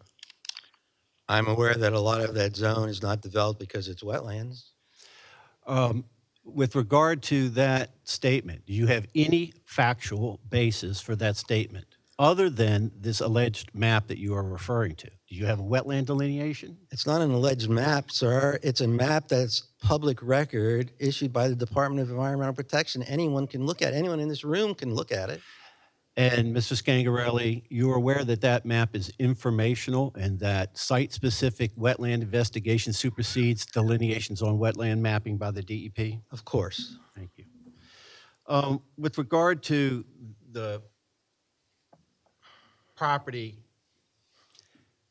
you know there's an existing office building directly behind the subject property, correct? Large one. Right.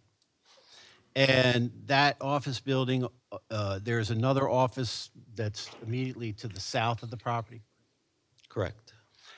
And that those office buildings are approximately 300 to 400 feet from those office buildings and the back of the property line for quick check to whatever the nearest residential use is? I have to take your word for it because I haven't measured it. And that the remaining portion of the PB property remains available for development? Correct? Yes. Okay. So with regard to the special reason criteria, isn't it true, Mr. Scangarelli, that the elimination or improvement of nonconformities furthers the purposes of zoning? Only under certain special circumstances. So I'm going to answer that question is no. With regard then to creating a desired visual environment, that is criteria I, do you agree that removing older structures, and in particular, removal of uses that have caused environmental contamination furthers the public health, safety, and welfare? Not necessarily. The remediation of environmental contamination does not further the purpose of public health. That's your statement. We have no record of remediation on that site. I'm dealing with this site. I have no record of, if you want to talk about a site in Manchester Township, we can do that. I'm talking about this No, you're exact talking site, about Mr. Scangarelli. conceptually. And you just noted that Okay, this site then, had no... say this site. Gentlemen, please. Say this site, and I'll answer the question. This site is contaminated, correct? I have records that indicate that this site is contaminated.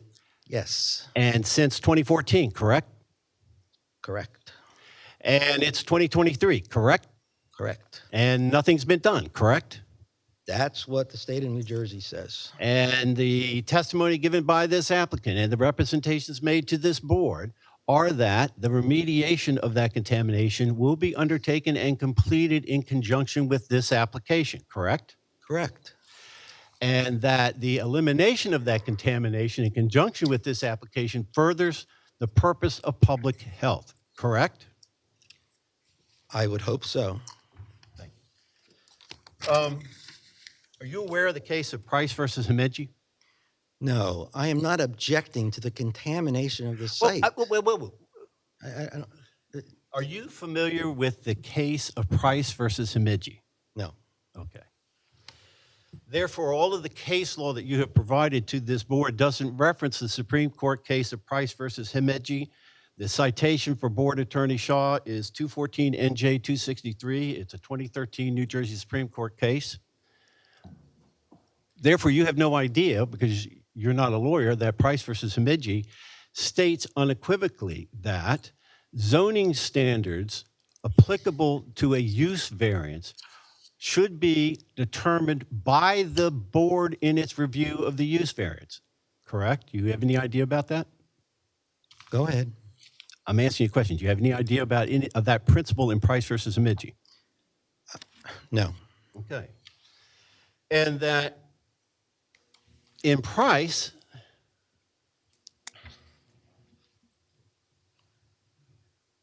the Supreme Court made a statement which indulge me for 1 second, I'm just going to read into the record. This is at page 292, 293. Mr. Kent Smith, I'm going to give you some latitude because he's Oh. referencing a bunch of cases, but again, I will withdraw. this board is, right. I got you. Thank you. Nope, we'll move on. We'll move on. One last, though, question is, gas stations are permitted in other zones in the township, correct? Correct. They're permitted in the, I think, GB, General Correct. Business Zone? Correct. Did you have an opportunity to review the bulk chart submitted by the applicant comparing the proposed use to a permitted gas station in the GB zone? No, I had no reason to do that. Then you have no reason then to question the wisdom of the Edison Township in having a 1.5 acre minimum lot size for a convenience store with gas, correct? I'm only reviewing this site and this application, sir. So you have no basis then relative to how you would compare the proposed convenience store with gas where it is permitted in other zones in this township? Comparing other uses in other zones. No. It's, I didn't understand the question. This particular use proposed for this property is a convenience store with gas, correct? Correct? it's more like a gas station with a convenience store, but go ahead. Do you aware Yeah, that I this agree. town- I agree. I agree. Do you aware this township specifically defines a convenience store with gas as a permitted use in the GB zone? Correct. And that there are a host of bulk standards associated with when that convenience store with gas can be constructed to conform with the zoning, correct? Correct. And that this proposed use meets every one of those standards, including lot size, correct? I can't say correct or incorrect. Because you didn't look. Is I that had correct? no reason to look. Mr. Chairman, let me be very clear. I'm not objecting to the contamination issue.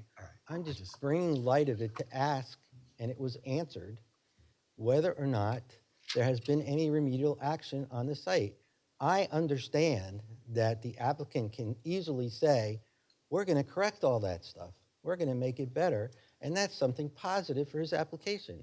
I'm not stupid. I would do the same thing. My question was, has anything been done in the last 10 years to cure that problem? That was my question, and the answer was no. Because it's still dirty. And therefore, it's still dirty. I don't know. It is. You tell me. Thank you. Okay. So one last question then. Yes, sir. You continually referenced in your testimony that there was some need to show relative to providing a gas station at this site. You recall that testimony? What you testified to? My testimony was there was need to show the need for an additional gas station at this location on this site. And therefore, you're not aware that that standard is no longer applicable and was reversed in recent case law. You're not aware of that, are you? I still think that standard applies. Mr. Chairman, I have no further questions. Okay, all right, thank you. Sir, thank you very much. Sorry, Mr. Chairman. Thank you. Don't apologize. You have a right to state your case before the board, and that is what you did. Folks, we are going, before we continue to the public, Wait 1 second. Ms. Shaw. Sir, would you please provide O1, your list of cases? Okay. And if I could ask the board secretary to just provide a copy to me, I think. All right. So we're going to go out to the public. We're going to take a 5-minute recess, so we'll be back at 8:52. Thank you.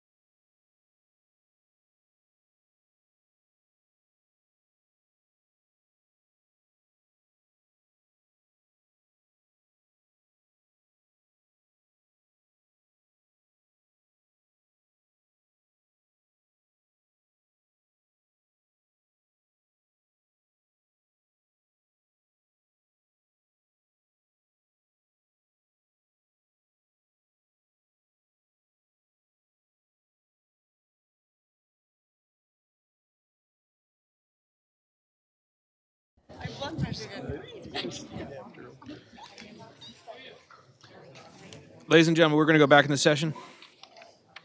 If any conversations to be had, if you could please take them out of the chamber. Thank you very much.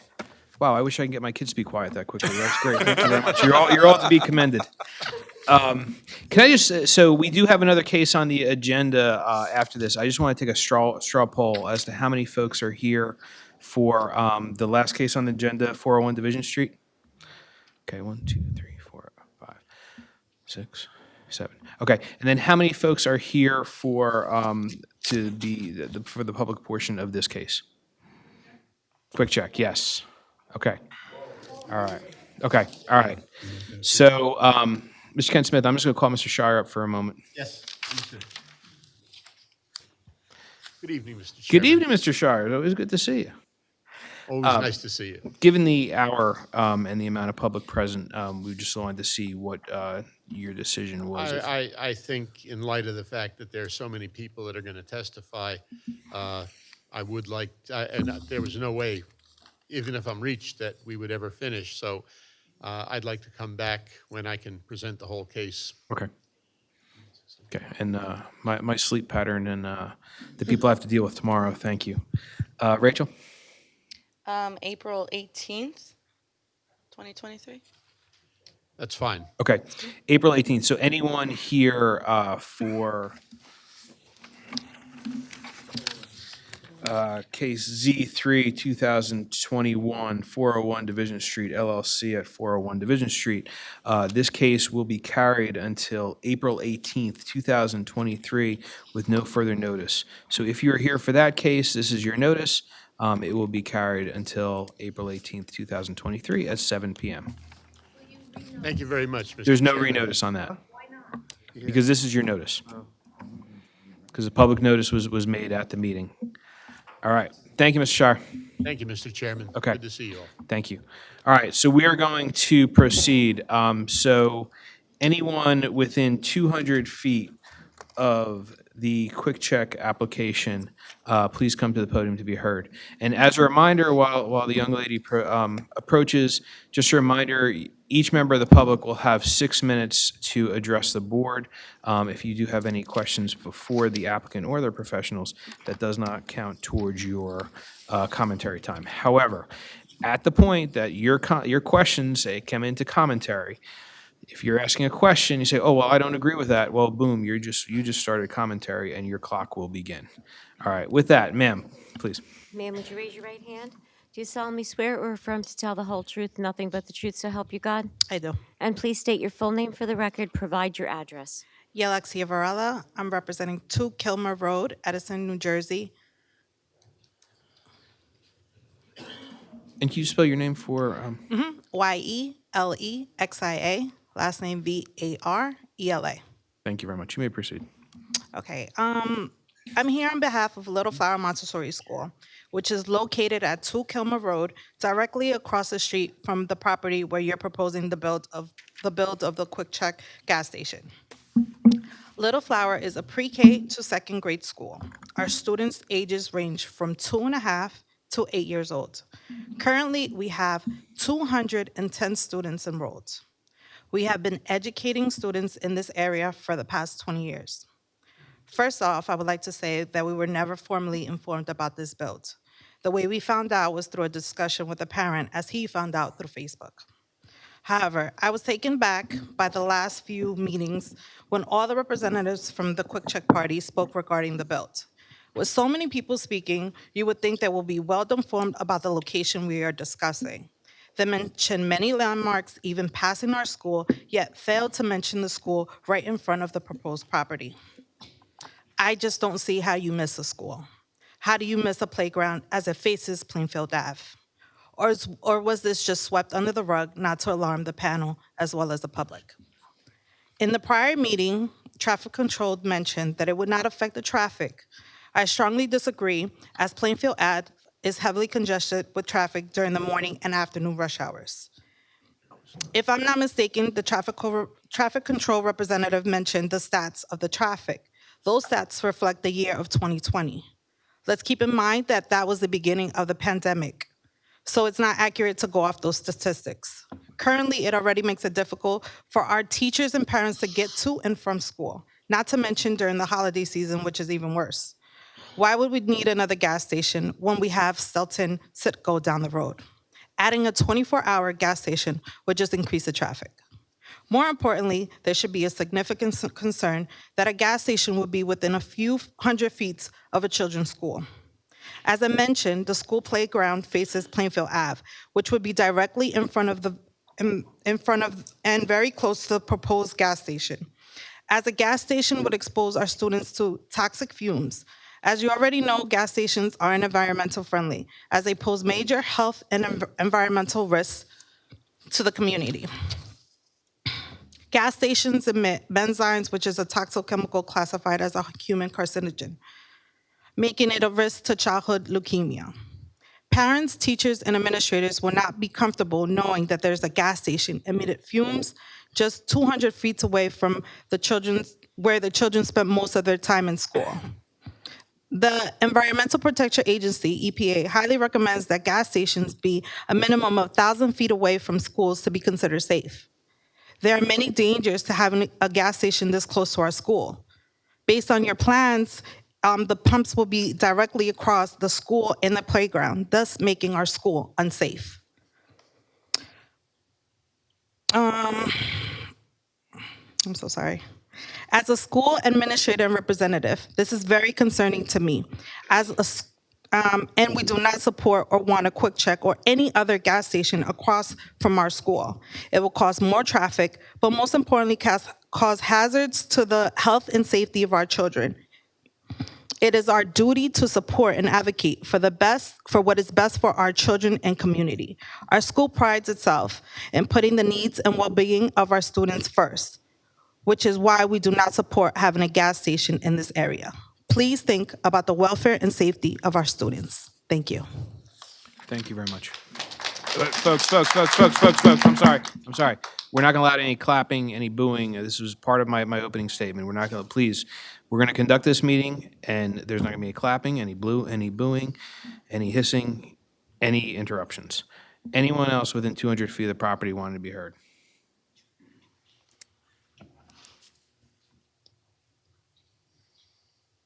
Good evening. Sorry.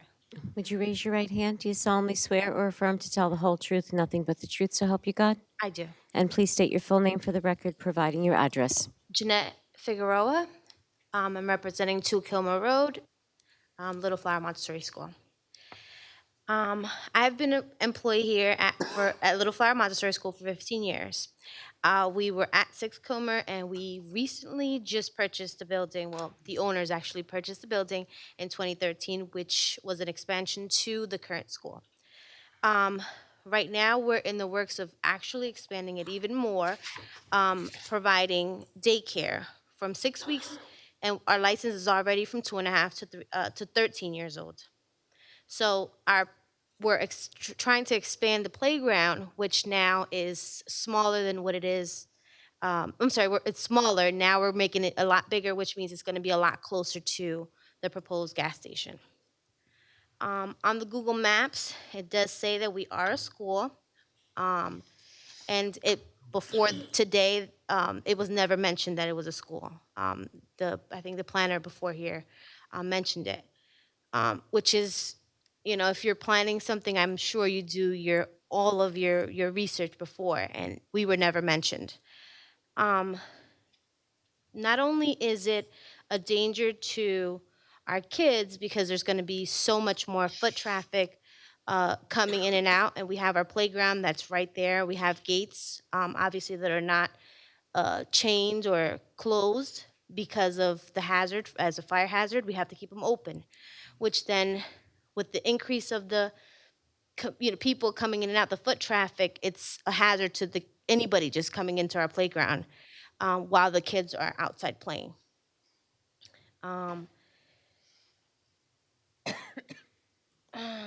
We have been in Edison since July of 2013. We've served thousands of families in Edison since we've opened.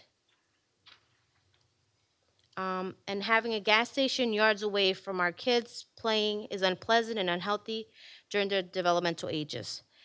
We've had kids who've come, who've had leukemia, who've come to study at our school, so that they already are at high risk for every other thing. And to have to come to school, play in a playground where you can smell the gas from where you're playing. I think it's unsafe and unfair for them battling already a disease that takes so much of them. And we've had kids and teachers both who've had either breast cancer, and we had 2 kids who've had leukemia during the time that we were there. So I just want, just to be conscious of their health because they're already weak. And then most of our kids are now going to be there from 6 weeks up until 2nd grade. To have them exposed for so many years with a gas station across the street, you're talking about 6 years. You're going outside to the playground. I think that's something to consider because I would have my kids go there. So, and now that the younger ones are going there, it's even younger, and then those kids will go outside. And then how many years do you have them exposed to such toxins? So I oppose for the gas station, the quick check gas station to be permitted in there. Thank you very much. Thank you. Is there anyone else within 200 feet? Sir?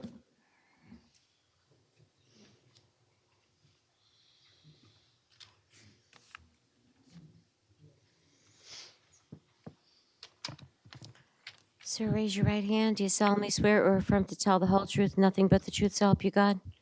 Yes. You can pull that microphone closer. Please state your full name for the record and provide your address. Stephen Hutar, Hutar. I live at 433 Plainfield Avenue, the Stelton Rooming House, room 5. Thank you, sir. You may proceed. Yes, Mr. Chairman. I oppose the quick check demolition. I oppose the building that's going to be demolished to put a quick check there because it's going to leave 11 tenants up there homeless, especially me.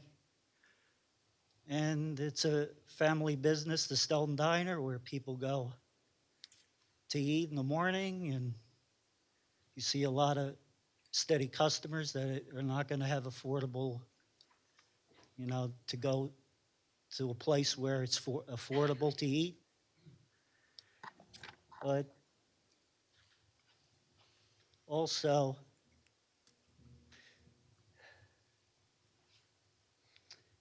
as far as truck drivers that will need diesel fuel and their fuel tanks are on empty,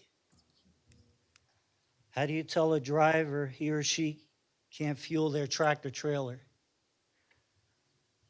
So that's probably a concern. There's going to be more truck traffic going through there, through Plainfield Avenue.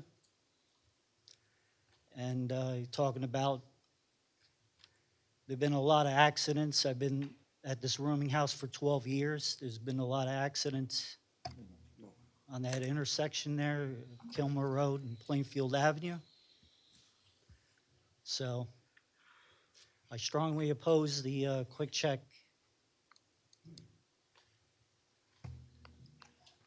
Okay. Rebuild. Yes, sir. Do you have anything further, sir? I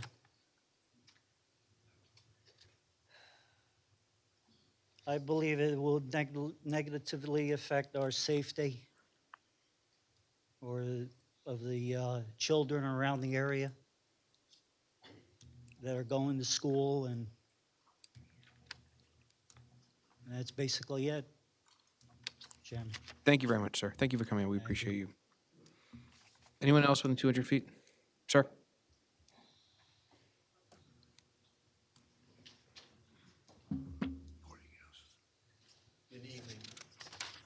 Raise your right hand. Do you solemnly swear or affirm to tell the whole truth, nothing but the truth, so help you God?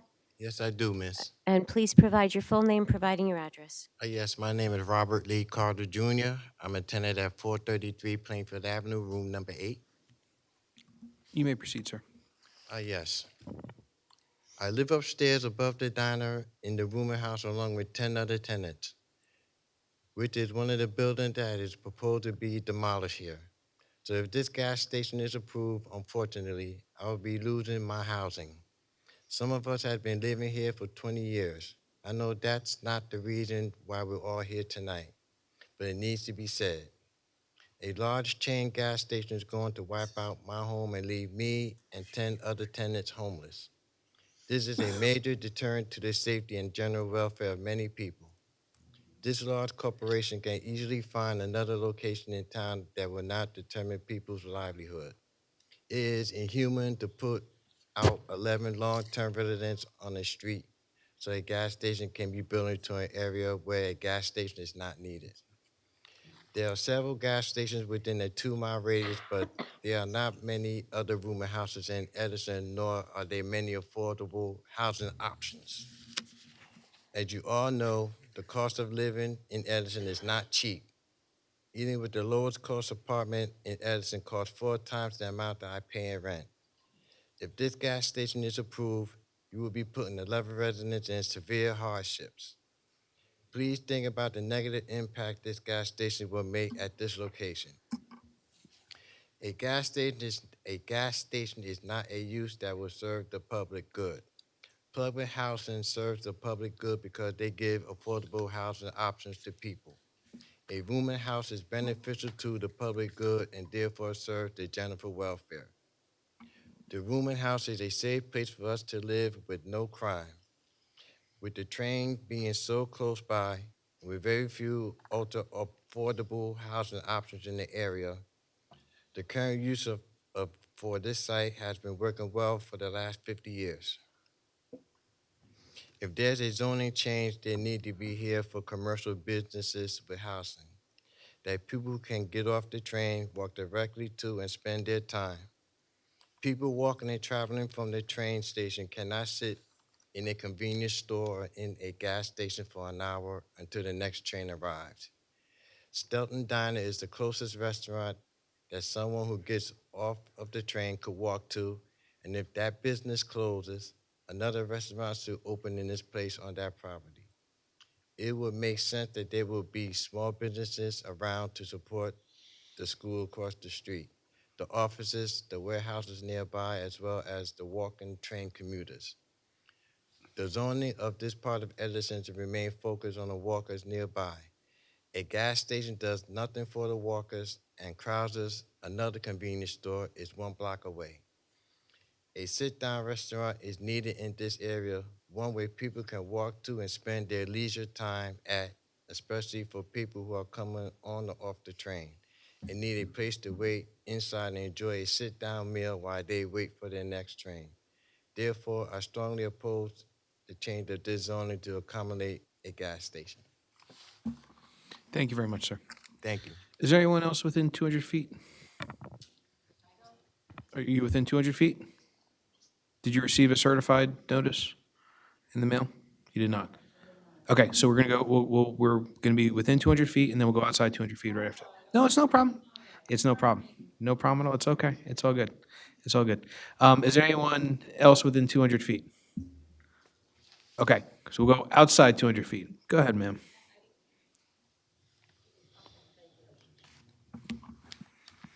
Raise your right hand. Do you solemnly swear or affirm to tell the whole truth, nothing but the truth, so help you God? Yes, yes. Please state your full name for the record. You can pull that microphone closer to you. I am Deborah Walzak, Bring the microphone And down. provide your address. 51 Clipper Avenue, Edison, New Jersey, 08817. Edison's master plan focuses on improving Edison and making it a more walkable, pedestrian-friendly neighborhood where people can live, work, and shop, adding small businesses that can benefit the health, safety, and general welfare of Edison residents. We have to truly think about what is best for our town. An oversized gas station crammed in a 2-acre property lot is the complete opposite of what the master plan calls for and is not best for our town. And although the master plan is still being revised, a gas station would be a substantial deterrent to the public good. If this gas station is approved, it will damage and alter the character of our neighborhood. Plainfield Avenue has a train station, library, church, school, church where I go to, stores, restaurants, houses, and apartments. An oversized gas station not permitted in the zone for specific reasons. It does not fit in the neighborhood. It is not in compliance. A gas station will impair the intent and purpose of the zone plan. What makes a quick check gas station so special that the town zoning laws should be changed for them? The zone should have been amended in 2017 to be GB as their binding property was. The planners was made, the zoning map knew that having a giant gas station so close to a train station is not good for the health or safety of residents. If the zoning wasn't changed, it shouldn't be changed now. Quick Check is claiming to redevelop the property because the existing buildings may be aging, but this does warrant the excuse to demolish active businesses and to jeopardize our neighborhood. They want to demolish 3 existing small businesses that have been there since the 1950s, disrupt the property, and make it an eyesore for the town by adding several fuel pumps. A gas station is not a way to beautify and redevelop this site. Nobody looks at a gas station and says, oh, what a beautiful site. Edison should not be removing neighborhood institutions. These are businesses that are beloved and unique to Edison and its historic buildings dating back to Camp Kilmer.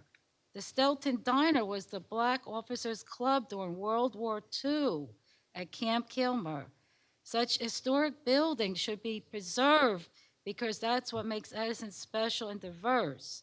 Another chain in Edison doesn't add any character to our town. A gas station on this property would be detriment to public good. There is no substantial reason why it is necessary or beneficial in this location. And I'm done. Thank you, ma'am. Thank you. Anyone else outside 200 feet? Gentleman in the green hat.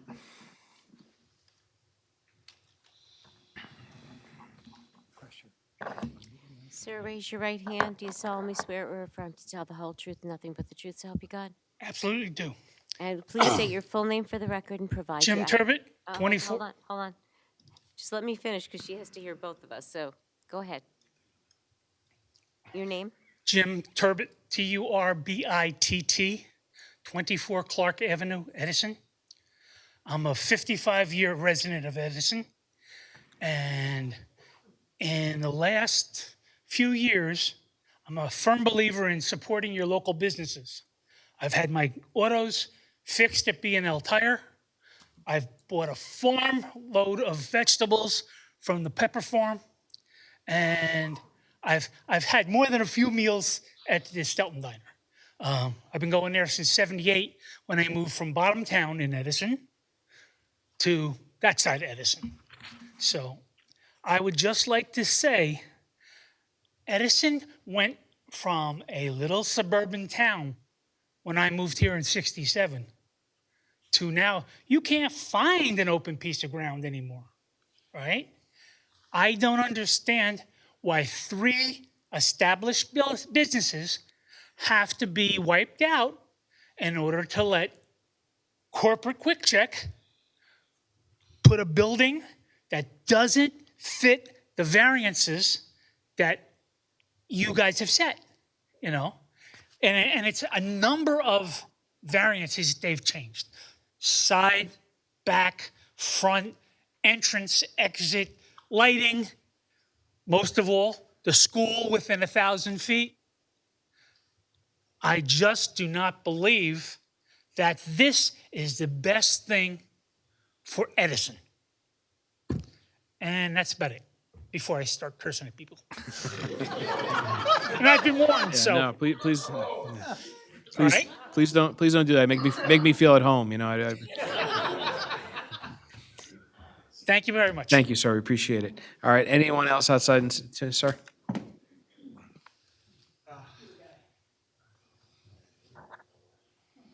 would you raise your right hand? Do you solemnly swear or affirm to tell the whole truth, nothing but the truth so help you God? I so affirm. And please state your full name and provide your address.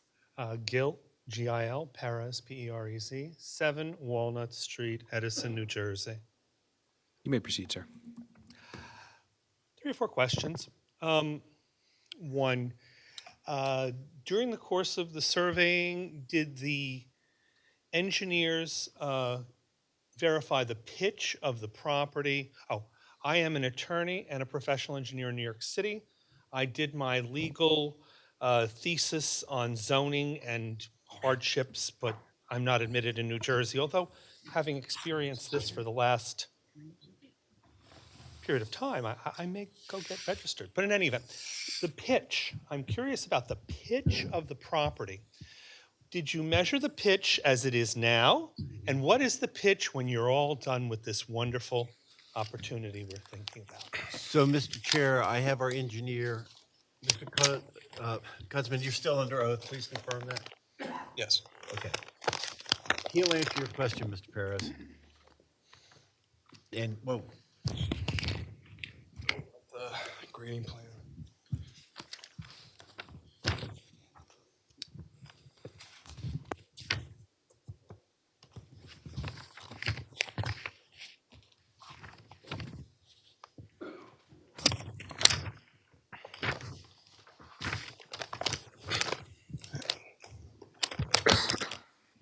To answer your first question, we did measure the pitch of the existing grading on the site.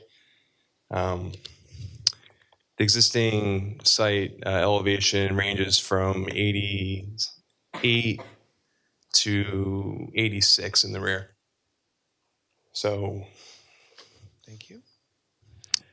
And generally going less than 2%. forward in your new development as it's completed, what would the pitch be there?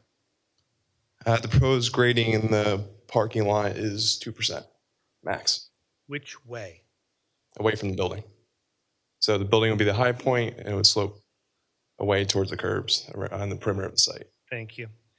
Okay, that's my only question. Comment. 1, the current pitch of that yard, as we were just told, is from the front to the back, meaning in the event of heavy rainfall, the water would be driven to the back and sadly onto the commercial property, the office building, and huge parking lot behind the property. In the new design, the pitch would roll that water off out to the street and down into that tunnel or that gully underneath the Edison train station, which many of us have seen fill up and not go nearly as well as we had hoped. There is a pump that drains that gully, and that pump is sized. It is not sized for that parking lot. 1. But 2, the concept of hardship as it relates to zoning is a very interesting thing that I have no doubt that this board has been educated on and has considered carefully. I carefully reviewed the application package. I have spoken with the town engineers. I cannot identify a hardship that was not caused by the owner. The land is flat. It is square. It is not narrow. There is no angle. There is nothing related to the soil type or sample that in any way speaks to a hardship whatsoever. I cannot identify a hardship. I don't believe there is a hardship. The idea that the existing usage is not ideal does not constitute a hardship, where in fact the landlord, the owner of the property, is receiving a more than valid rent and has been for some time. I also maintain that the largest problem with this whole project is pedestrian traffic to and from the rail station.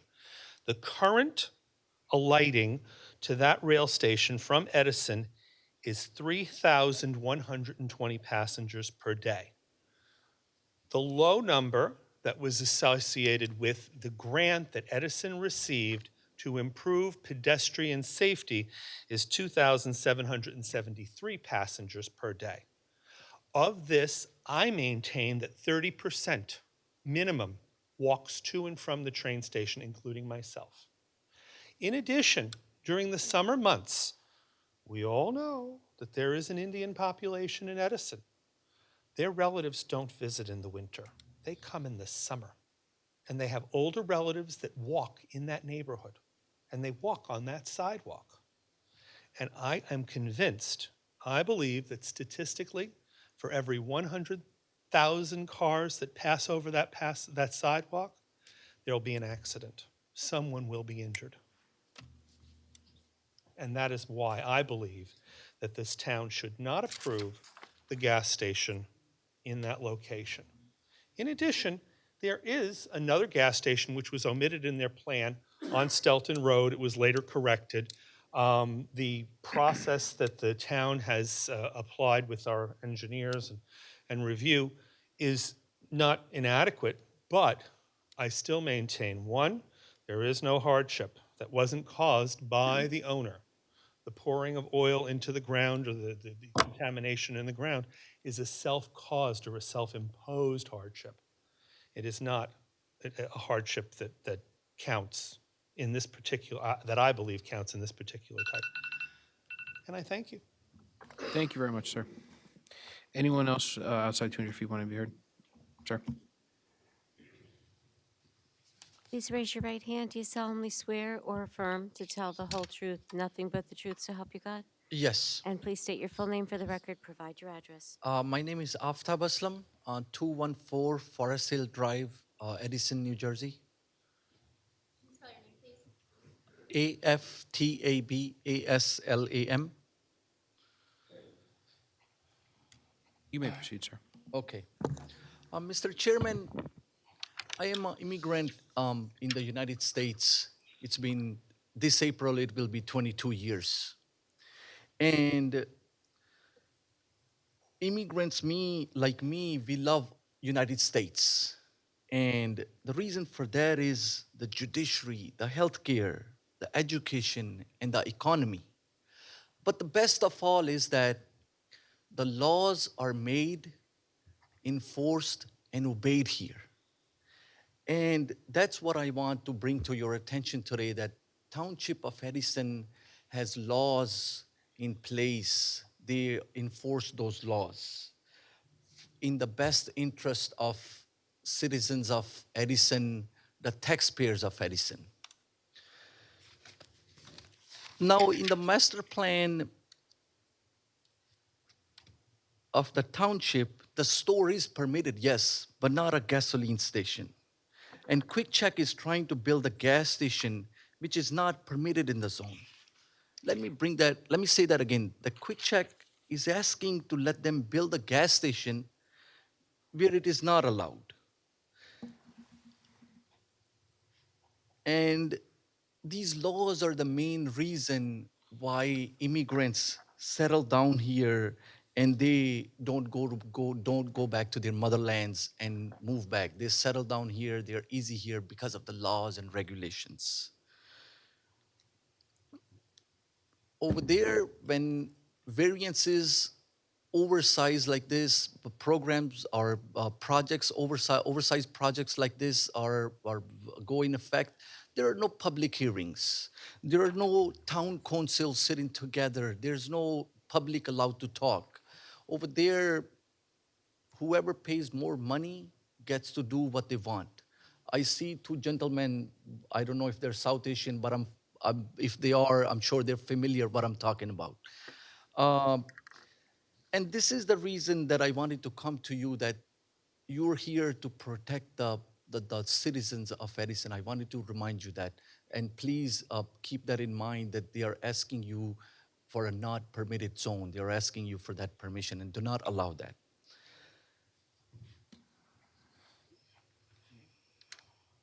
Also, this program is a profit-earning business. There is no general welfare. It is not anything good for public. If you need to permit and allow something to be built there today, it needs to be good for public, such as school, a hospital, a housing facility, something that can be used for public. This Quick Check is just a business. It's another money-making program which they have found a very suitable location in the middle of township, no competition, nothing. And yes, they are very good. I agree, they provide very good service, all that. But we don't need urgency. There is no urgency of a gas station in the township. We have 4 gas stations in a 2-mile radius. We have 8 convenience stores in a 2-mile radius. So I don't see a dire need for that, with a filling station of gasoline and diesel. Also, to bring to your attention, Wawa was held back by Judge Hurley when they were trying to build a gas station quarter mile down the road on a Brunswick Avenue. This proposed project has no benefit I don't see a benefit for general welfare. I urge you to take a notice of this money-making program and reject this application. But more importantly, this is going to bring air pollution in the neighborhood.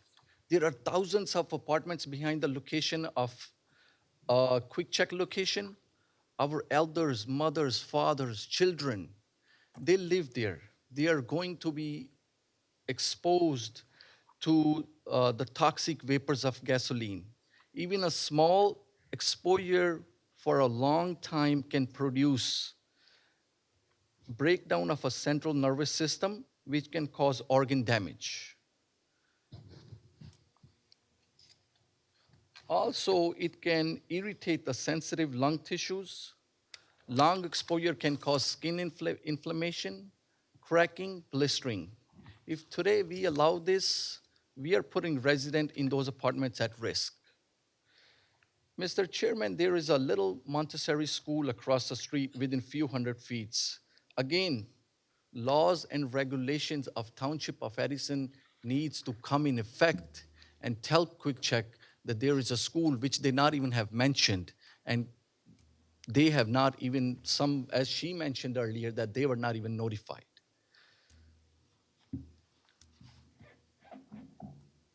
One more time, let me remind you, this is not a permitted zone for a gas station. Those kids will be breathing vapors when they go out in their playground for hours.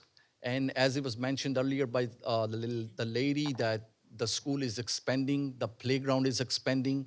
So there will be a long-term exposure to those kids. If you don't mind, let me finish this. We gave you 6 minutes, sir. Sorry? We did give you 6 Okay, no minutes. worries. All right. Thank you.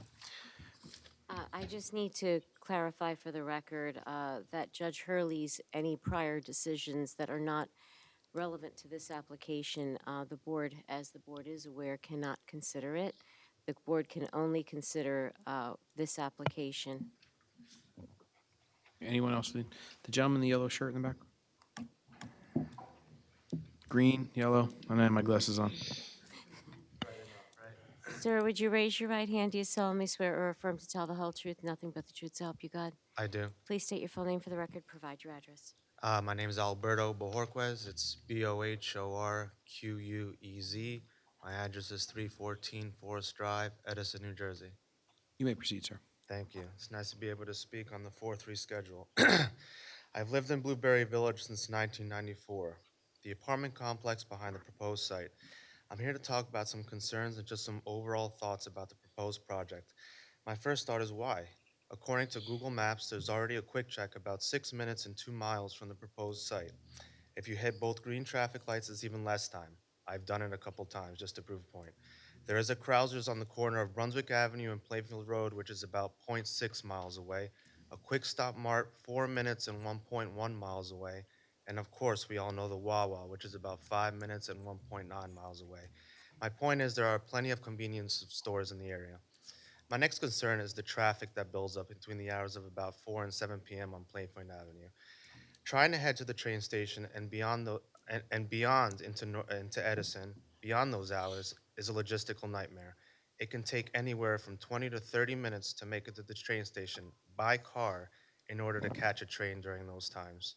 So essentially, you're asking the residents of not only Blueberry Village, but the neighboring complexes as well to either walk, which can take anywhere from 20 minutes or more, or essentially be stuck in traffic, which is normally a 1 to 3 minute drive. Now, if this gas station project moves ahead, there is no way the gas station will make the traffic worse. And again, I'm no traffic expert, but I've lived in Edison since 1994. Anyone making a left out of that gas station will make traffic significantly worse if a left is at all possible crossing a lane of oncoming traffic. My question is the traffic being funneled out of the gas station going to be at the corner of Kilmer and Plainfield Road, or will there be other exits as well to the gas station? Again, Mr. Kunzman, you're under oath. Confirm that. Yes.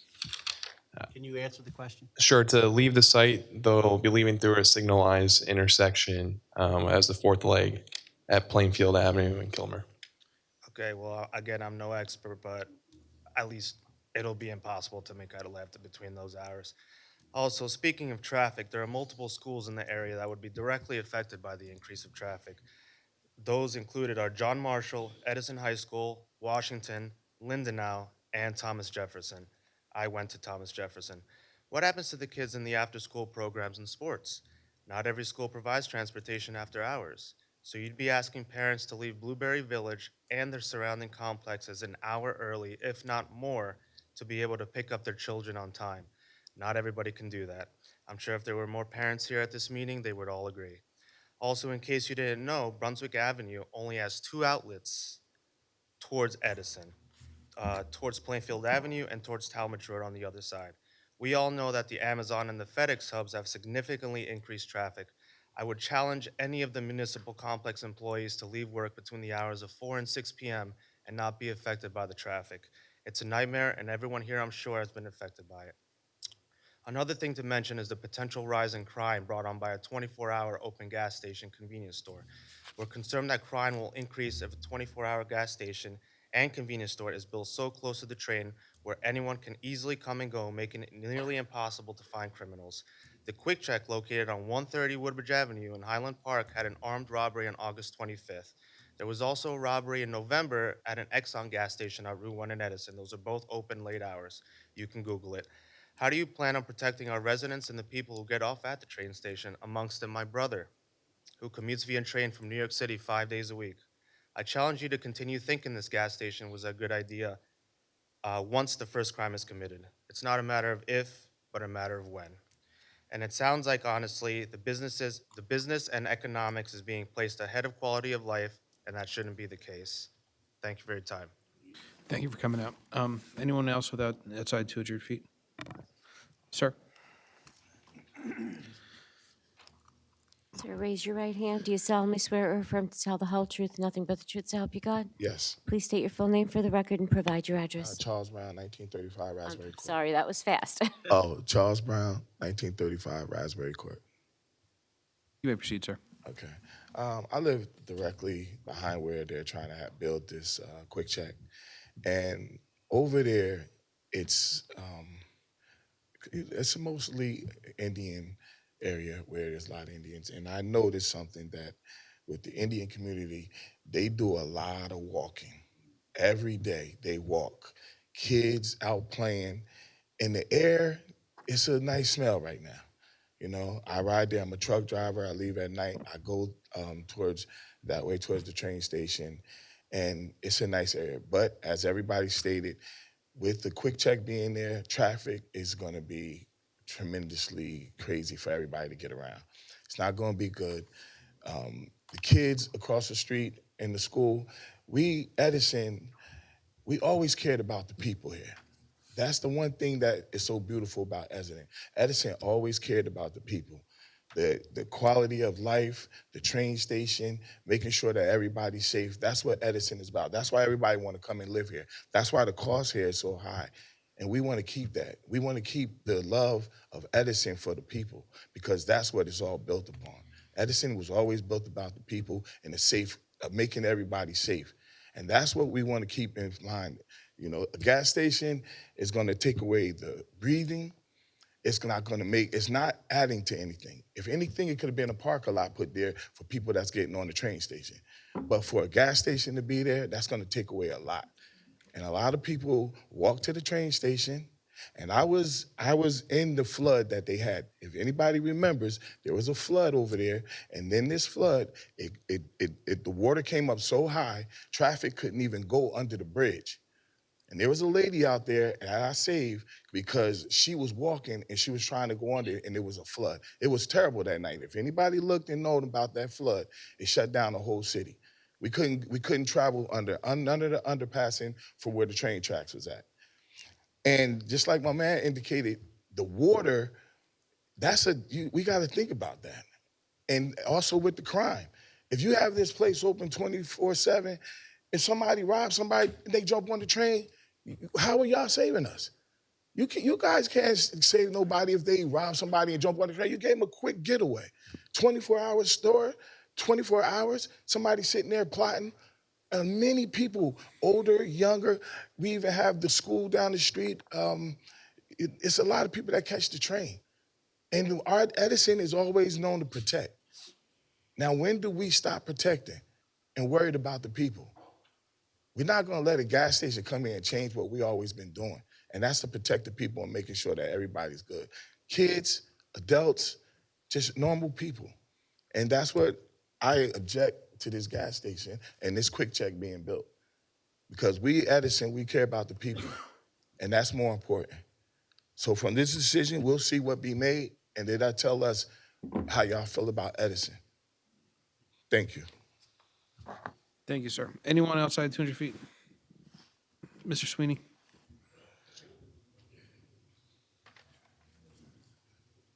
Sir, would you raise your right hand? Do you solemnly swear or affirm to tell the whole truth, nothing but the truth, so help you God? Richard Sweeney, 313 Sutton's Lane. But you do affirm to tell the whole truth, nothing but the truth. So I help you- do. Thank you. My issue is quality of life.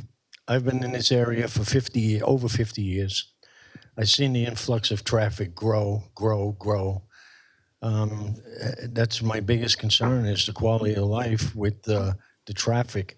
And, there was just an approval of a warehouse with 38 bays in that vicinity, which is going to add more traffic and myself and my neighbors' quality of life. I'm telling you, within the last 50 years, I can't believe where I live, how the traffic, I can't get out of my driveway. I'm trying to go to the DOT for a red light on my driveway, but it's not going to work. But my main concern is traffic and that school that's there for the children. That's a big issue. But quality of life for the people in that area, it's not a good thing. And I believe it is a waterway, and I'm not a professional, and if he wants to cross-examine me, he can. But the thing is, when I was the president of the Edison Angels, when we fought the military for the property, the board that was in place at the time, there was waterway there. And the way the gentleman talked about the grade, it runs down. So that's all I have to say. But my biggest issue is quality of life and traffic. Thank you very much. Anyone else outside of 200 feet? Sir in the back with the jacket? Yes, you. Sorry. I'm gonna try and name tags or those paddles. Yeah. Sir, raise your right hand. Do you solemnly swear or affirm to tell the whole truth, nothing but the truth, so help you God? I do. And state your full name and your address, please. Keith Ryan, 56 Lafayette Avenue. You may proceed, sir. All right, board members and residents. We've lived in Edison since 1990 and have been a homeowner at Clive Martin section since 92. It was a small town feel that sold us on that section of Edison. It was a reasonable taxes that kept us in Edison. But that has all changed in the past 20 years. Questionable business models and infrastructure decisions have affected the taxpayers' cost of living and quality of life considerably. Those past decisions and actions leave us wondering where the benefits for us lie. All the taxpayers see are increased taxes, congestion, increased auto bills, auto insurance, and property damage from displaced wildlife, flooding, and more residential regulations. The increasing overdevelopment seems to benefit few, but obviously is quite lucrative for those involved. We believe the proposed quick check on Plainfield and Kilmer is one of those decisions. We have a couple questions, don't have to be answered, but why consider replacing 3 businesses with living space with 1 corporation? Why is the township even considering a corporation over 3 small, long-time running middle-class businesses? Quick check execs and some politicians insist on the convenience factors of a gas and convenience facility, a closer fill-up or a cup of joe for locals. But we foresee, we foresee more auto repairs. No, we foresee, I can't even remember what I wrote. We foresee a reduction in we foresee a reduction in less businesses. No more produce, no auto repair, and a diner, which many local residents and businesses frequent. You will not get a quality home-cooked meal at Quick Check.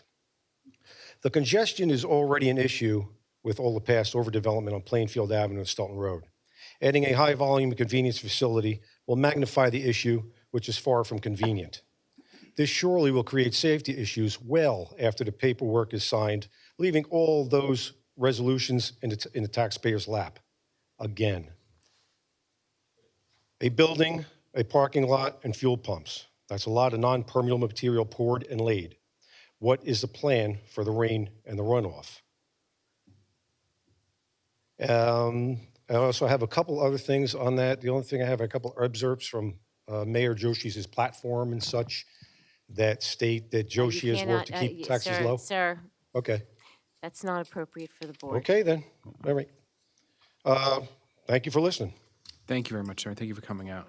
Anyone else outside 200 feet wanted to be heard? Mr. Nagel?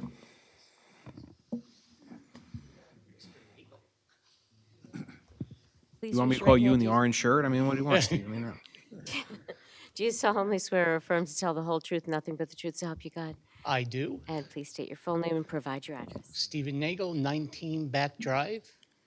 I have to share with you, Mr. Chairman, I feel like a kid. My family has only lived in its house for 52 years in the same neighborhood. And I've seen the explosion of traffic going through our neighborhood past Mr. Sweeney's house due to the cutoff that was opened in the 1970s of a gated area that was promised would never be open that feeds into Sutton's Lane. I know that road intimately because I take that road coming home from work. I work in Bridgewater, so I traverse the north-south roadways daily and have gotten off of Plainfield Avenue to go side roads to get to my house, which is behind Mr. Sweeney's. It is a traffic nightmare. I'm not a traffic expert. It is a traffic nightmare. And my concern is not the traffic. We've lived with traffic in Edison for years. One of the things that was brought up was the traffic study and the number of people using the train station. It was in 2020. That was before Kilmer Homes 2 and 3 were opened, which added another 200 units in our neighborhood. So those people taking the train and traversing those roads weren't taken into consideration during those traffic studies 3 years ago. My concern is for the kids. We haven't talked about Job Corps. Job Corps is a residential facility located on Plainfield Avenue where the students regularly take a train on the weekend home to see their families. They leave on Fridays. I have seen kids duck in and out of traffic on Plainfield Avenue. I've seen several children almost get hit. I've hit my horn to warn a kid that was with headphones on, looking at his phone as he's about to walk across Plainfield Avenue by the light where they're going to want to put this facility. It is the amount of traffic that this is going to add to our neighborhoods is detrimental, not only to our quality of life, but the safety and security of our children. And that's something that really we need to talk about. Up the road from the train station is Thomas Jefferson Middle School and the Edison Public Library, the main branch. People walk regularly from Blueberry Village and Raspberry Court up Plainfield Avenue to get either to school if they missed the bus, which I've seen the kids running up the road because they're late, or to go to the library. It is a traffic nightmare and an accident waiting to happen. And I've heard that the signal that's the left to go up Plainfield Avenue from where they want to build this facility. I have seen Plainfield Avenue come to a stop because people have come out of there during rush hour and blocked Plainfield Avenue. And when the light was green and the traffic was backed up past the light, and then the light turns red and Plainfield Avenue turns green and nobody can move. I seriously request that the board turn down this application, keep the businesses that have been there for many, many years. I've had my tires changed at the tire place. I used to get my vegetables at the vegetable stand. I've eaten at the Stelton Diner. It is a local use area. Let's make sure that we can maintain local business, and let's make sure that we can maintain a quality of life for the residents of this area. Thank you, Mr. Chairman. I yield my time. Thank you very much, Mr. Nagel. Anyone else with outside 200 feet? Sir? Yes, Sue. There you go. It's late in the day here. I don't know.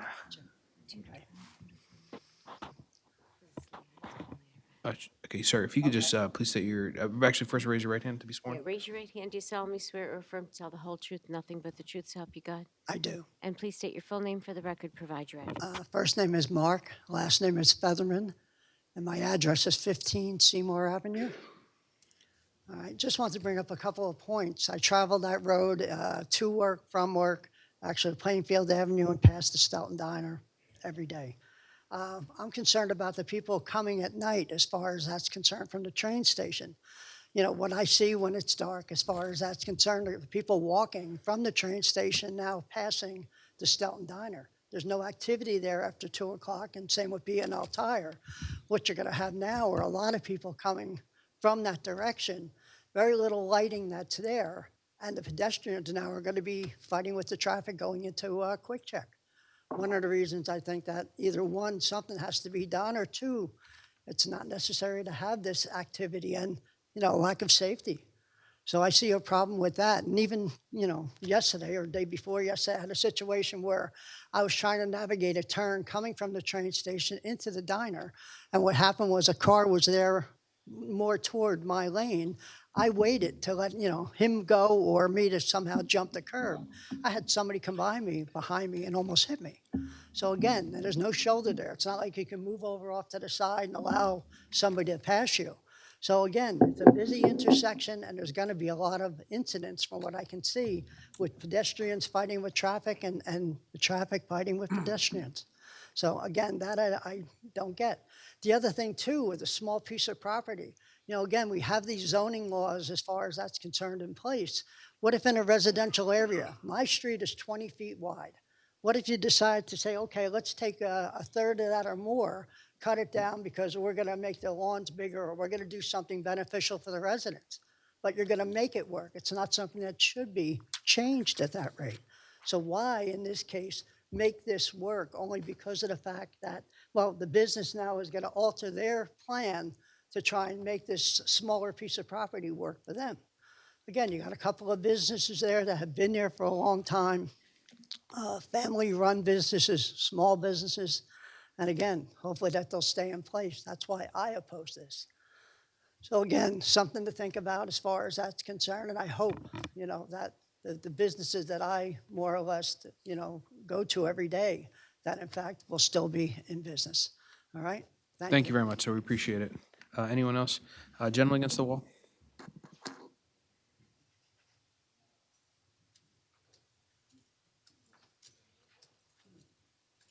Sir, raise your right hand. Do you solemnly swear or affirm to tell the whole truth, nothing but the truth, so help you God? I do. And please state your full name for the record with your address. My name is Bernard Feinberg.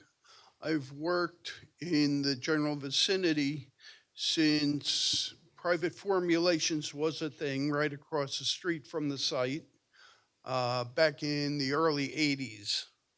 I've worked for various businesses in the area having to deal with the traffic, and I've seen it get worse and worse every year with the increase in not only housing, but also industry.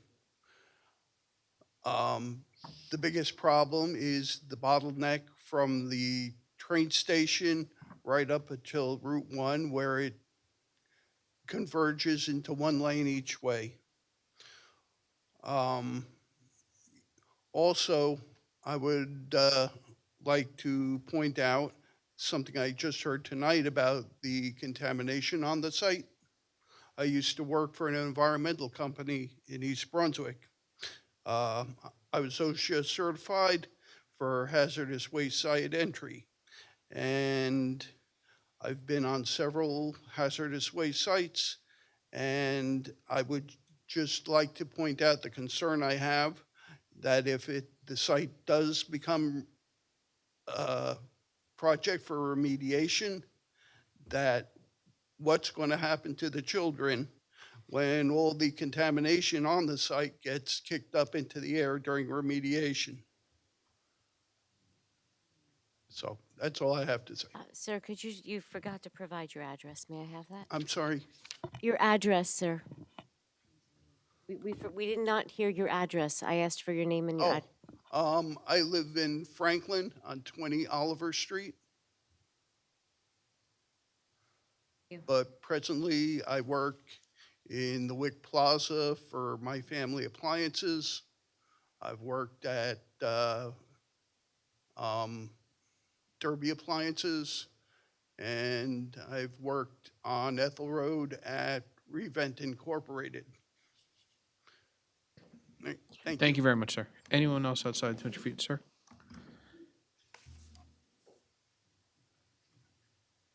I'm trying to balance the room. I saw your hand up earlier, then you gave it a rest. Appreciate it. Do you solemnly swear or affirm to tell the whole truth, nothing but the whole truth, I so help do. you God? Please provide your full name and your address. My name is David Schneck, Schneck. I live at 25 Magnolia Street, going on 30 years now. You may proceed, sir. Thank you very much. Thank you. A couple of things was brought to my attention at this meeting tonight that I found kind of informative. The EPA study that was rejected, stated it might be unsafe, for a school to be located less than 1,000 feet from a gas station. And I heard that it was done in Nevada, and those tests were there. And the school is 1/5 of 1,000 feet away from that proposed gas station. We were told that New Jersey gas station laws are more stringent than Nevada laws. Are they 5 times more stringent? I don't know. All I know is that from that report, you can see that it can endanger the lives of kids from leukemia. I suffer from leukemia. I'm going to do everything in my power legally to stop this. I want to know if there's another school 200 feet away from a gas station in the town of Edison. And if there isn't, why is it being permitted now? I'd like to know that. I mean, I don't want to see the kids get leukemia. I know what it's like. So I'm telling you folks, you're giving these people not 1 or 2 little variances. You're giving a whole bunch. You're giving away the store to these people, to the corporate greed. And I've got a problem with that. I like that diner. It's a nice place to eat. I think our past should be preserved. It's unfortunate all the records were lost about the place were lost in a fire, so we can't determine exactly how far back it goes. But I think diners are falling by the wayside all the time. I don't see that it's right to potentially endanger the lives of kids in a school and expose them to the gasoline fumes of diesel trucks. It goes down. Before I came here, we took Stelton Road just to take another look at, the traffic and the impact it might have. My kids went to TJ. Back then, they're in their 30s now, and back then the traffic was a nightmare to get there and to the library. I can only imagine what it's going to be like if they build a gas station there with diesel trucks and gas pumps and convenience stores 24 hours. I don't like it, and I oppose it. I'm against it, and I hope you folks don't allow it to happen. Thank you very much. Thank you very much, sir. Anyone else outside 200 feet? Mrs. Hennessy? I got you, sir.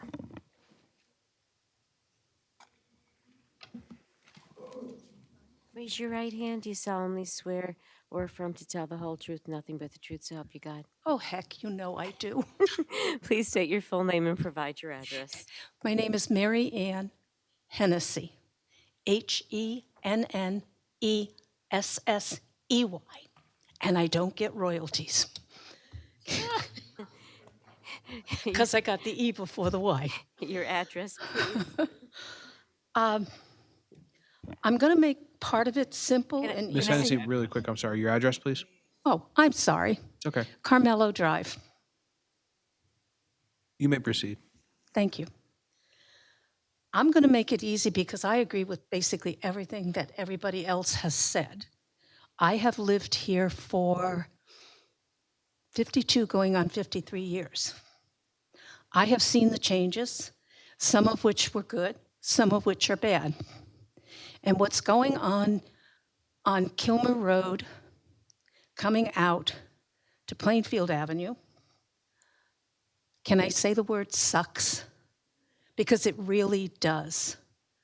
It is not an area that I want to see a gas station in. It's not needed in that area.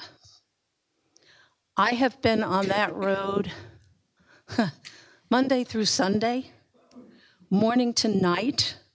I have sat in the traffic that can't move because people are not very nice. You've got Kilmer Road coming out right across the street from where you're going to go. And it's a lane that comes out, and it comes into 2 lanes that go to 1 lane to go under that bridge. And I can't tell you how many times I've sat there waiting for somebody to realize you don't have the right of way. I used to shop in the produce stand. I think the county moved the light. I think it's in a different position to try to make this company's project exit out and make a better left-hand turn. It's not going to work. When you've got as much traffic coming up Plainfield Avenue from down in Piscataway, and you've got Kilmer filling into it, it jams anyone wanting to come out from the left, and even if it's on a traffic light, because everybody goes through a traffic light that's been tired of sitting there. I strongly urge you not to accept this. Plus, the master plan does not allow it. The master plan is the master plan of the town. That's what runs this town. That's what's supposed to determine how this town is. And if anyone decides to violate that master plan, and I call it a violation, should be ashamed, because that has been the determination for this township from the day I came here to now. I'm usually pretty good. Right now I'm angry. I'm very angry that anyone could consider, whether it's within the township or people coming into the township, to ask to violate the master plan. I would ask you seriously to consider the school across the street. That is a very important area for children. And I'm sorry, I don't care what anybody thinks or anybody says. You're going to create more traffic there. More traffic makes more exhaust. More exhaust sits there, the air catches it, and it blows it. It can blow it left, right, up, down, but it's going to blow it. And with them making the playground bigger, that's another thing that bothers me. I understand corporations are out there to make money, but not off the backs of the residents of this town. Seriously, just remember, this is not in the master plan. And if I understood what was being said, no one has the right to change that master plan. So I just want to lay it out there, folks. You live here, I live here. Half of you don't live where I live. So half of you have no idea, no clue whatsoever what it's been like. I live on Carmelo Drive. I have to go out to Plainfield Avenue to get out of my house in the morning and out of my house in the evening because of all the traffic on Sutton's Lane. That's my quality of life. You don't have to put up with that wherever you live. I get traffic coming in because they're tired of being in the lineup on Sutton's Lane. They come up my street like it's Route 27. So please take into consideration that this is the residents. This is what benefits the residents, and that's what you're supposed to do. Thank you. Anyone else outside 200 feet want to be heard? Sir.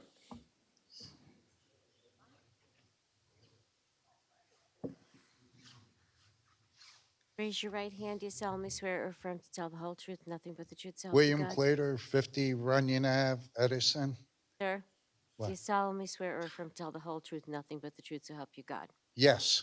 And now state your name and then Okay, your William address. Clater, 50 Runyon Ave. Been a resident in this town for 25 years, and it's been a nightmare over at the train station going under the underpass. Now, when Talmadge Road floods, I worked for the town of Piscataway. Now, when Talmadge Road floods, it took me 2 hours to get from Talmadge down New Brunswick to Runyon. 2 hours. It was all flooded. That floods first. Then after that, you got Piscataway, Metler's Lane. You have 4 lanes coming all the way down to Haynes Ave. Then you got a single lane from White Castle to McDonald's. Then you got 4 lanes coming all the way down. Then under the trestle, you got the lane that merging in. Nobody let you merge in. But when tractor and trailers don't think they can make it, they make a U-turn right in front of you. And I got it on film on the truck that they make a U-turn right in front of you. Then one lady, I had to hop out of the truck one day and said, "Sir, you're running over the hood of her car." He backed up and dead center, an 18-wheeler. And I don't think we should have a quick check here. Can Ollie's coming in over there? Ollie's or Ollie's? That was approved.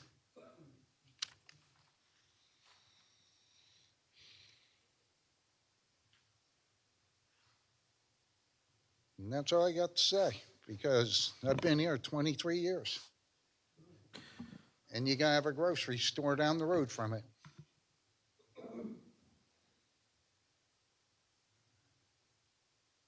Okay. You have anything to say? This is your turn to speak, so not ours. Okay. All right. Thank you very much. Anyone else outside 200 feet wanting to be heard? Ma'am?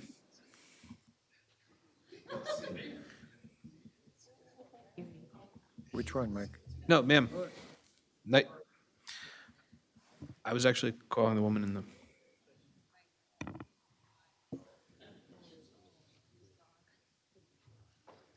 Please raise your right hand. Do you solemnly swear or affirm to tell the whole truth, nothing but the truth, so help I you do. God? And please provide your full name and your address.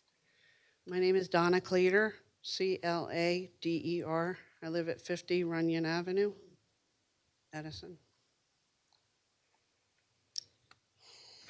Good evening. I'm a little out of breath because my asthma's not too good today. I apologize. I drive past this location every day, going and coming from work.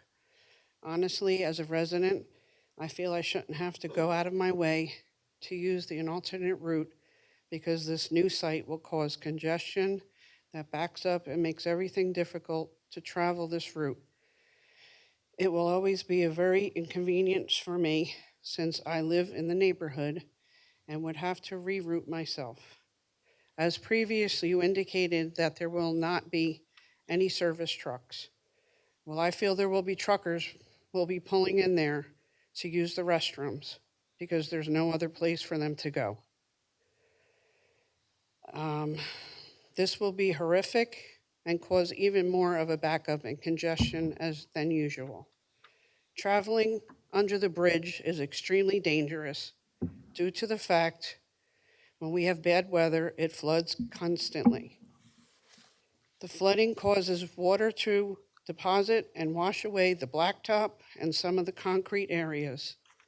If this project should approve, please keep this in mind, that more water and I believe gasoline would be running off in this area, making it unsafe when splashing up on vehicles that travel this road. I have asthma. I feel as if the air quality will be impacted towards my neighborhood. Sometimes I walk to the train station to go into the city. I can't imagine standing waiting for a train and the wind blows and the smell of gasoline fumes, or the fumes from customers sitting in their cars resting and connecting to the Wi-Fi and connecting to their loyalty rewards. It is not comfortable smelling these fumes when you have asthma. Please keep this in mind for my neighborhood instead of the corporate giant. Thank you. Thank you very much. Anyone else outside 200 feet? Go ahead, sir.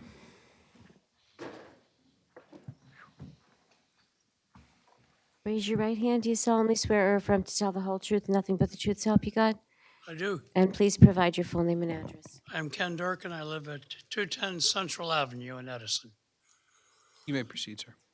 Now, I have a very brief remark. It's getting quite late, and I'm tired, and everybody else is tired.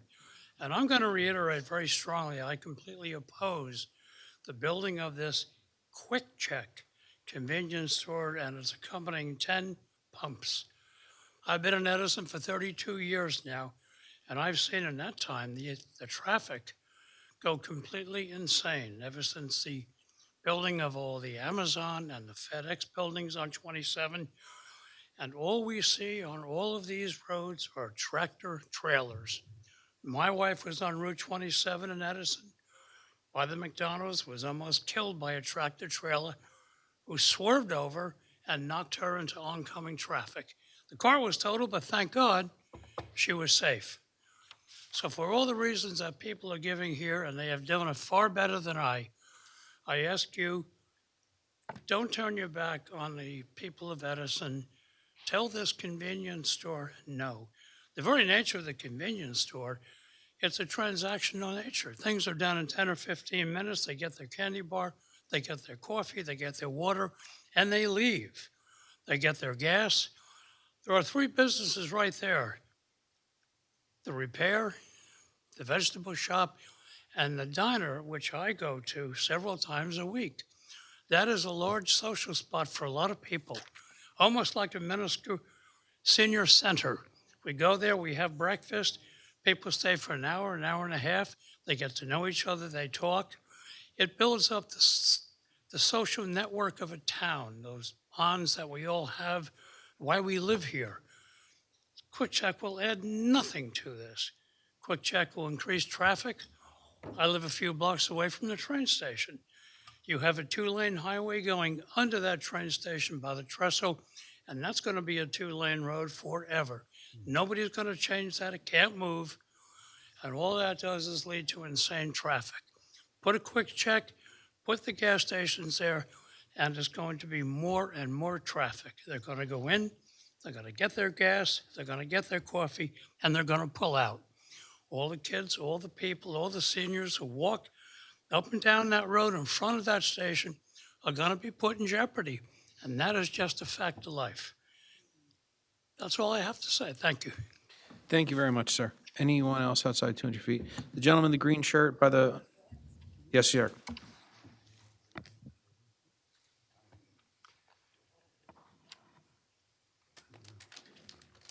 Sir, raise your right hand. Do you solemnly swear or affirm to tell the whole truth, nothing but the truth, so help you God?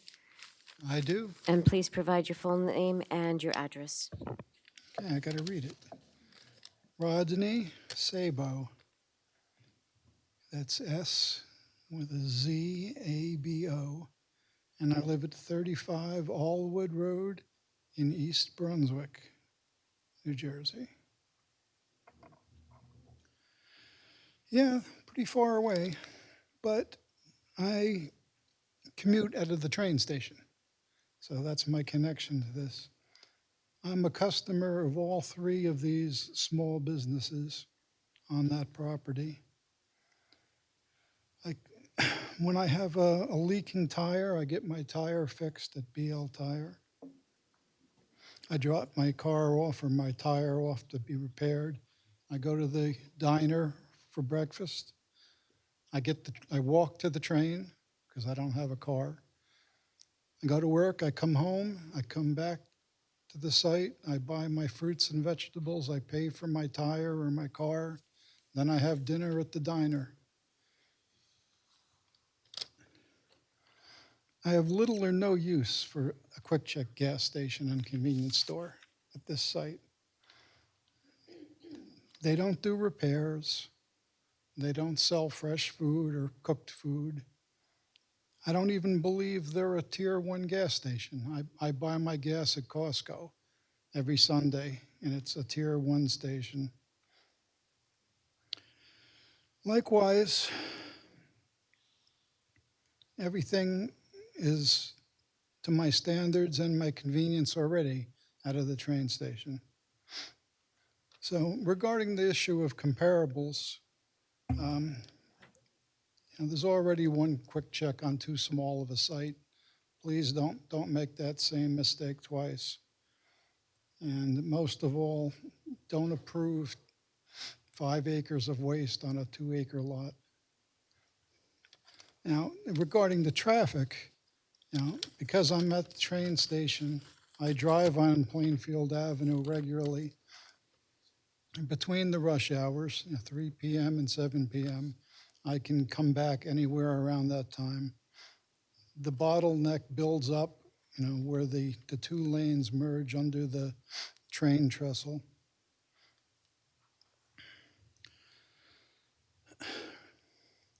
We should be looking to improve the traffic in that area and not add to it. Making left turns is very difficult and will just cause more traffic congestion at that already merging site. Having a 24-hour quick check will mean there will be slowdowns during more hours. Right now, the current businesses close around 4 or 5 because I've missed picking up my car because B&L was closed already. So they're not adding traffic at night, but the quick check will. And then there's the issue of the pedestrians. I'm a pedestrian when I walk back and forth to there. And I feel for the students at those schools and for the people going to the library that this is not safe. Walking in front of that gas station is not going to be safe with people pulling in and out. The apartments, the people who live there. So I don't live here, but I feel for these people and I feel for myself because I use the setup the way it is, and I will in no way use Quick Check or their convenience store. Thank you. Thank you very much, sir. Anyone else outside 200 feet want to be heard? Ma'am? Ma'am, you, yes.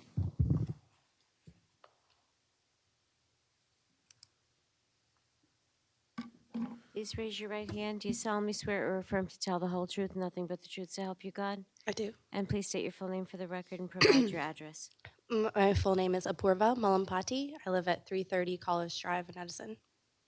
Okay.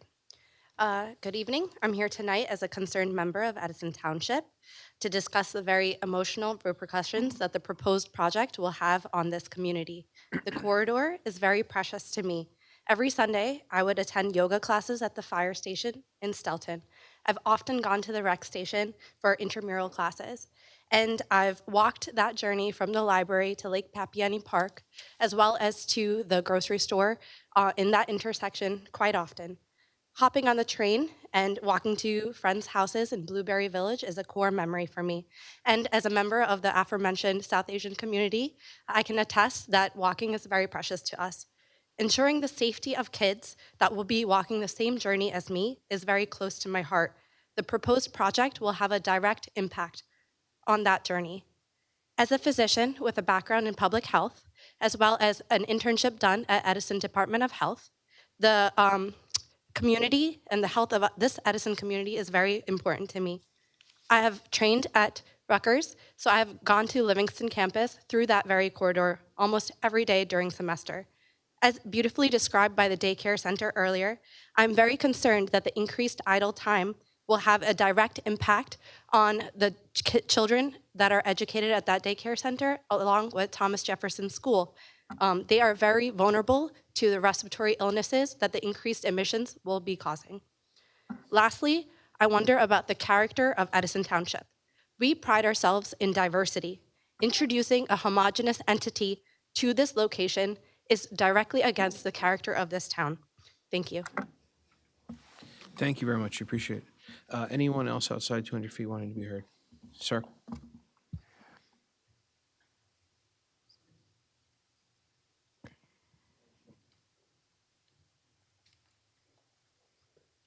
Sir, raise your right hand. Do you solemnly swear or affirm to tell the whole truth, nothing but the truth, so help you God? I do. And state your full name and your address. I know you've done it before. My name is still Nick Fagan, and I still live at 42 Edgewood. You may proceed. Thank you, Mr. Chair. Mr. Chair, I asked some housekeeping questions first. I asked the applicant through the chair if this application received a certificate of completeness from the Edison Technical Review Committee. Yes. Can you tell us when?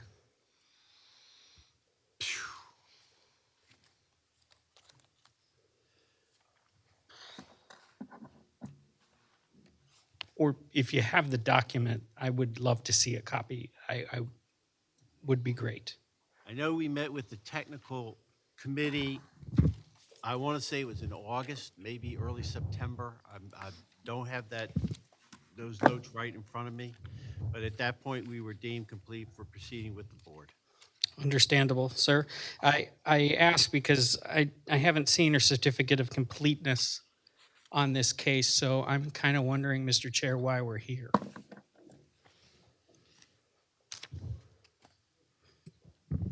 Well, Mr. Chairman, may I respond? You may. So we did meet with the technical review committee. We did go through the application. We were addressed for completeness and we were scheduled for the hearing. I did provide the public notices required under the municipal land use law. So if there is a paper that is missing in the file, I don't know where it is. I haven't had a chance to look through my entire file. However, once the application is scheduled for the hearing, and I see Mr. Bignell, so. Mr. Bignell. Thank you, Mr. Bignell. Thank you. All right, so no one's questioning me, but I will answer the question. Thank you, Mr. Chair. This case was deemed complete on September 6, 2022. Thank you. It was signed by Chairman John Signed by the Soltis. chairman. And that's the checklist that's identified in the Edison Zoning Board bylaws. Correct. Great, thank you.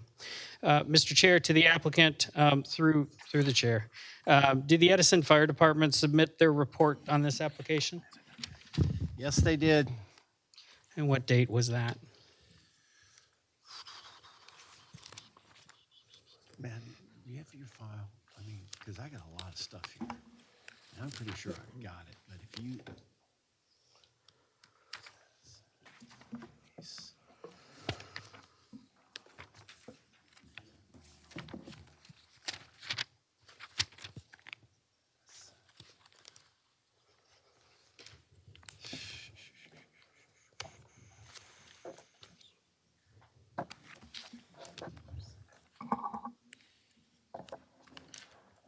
I had the police. You had the fire.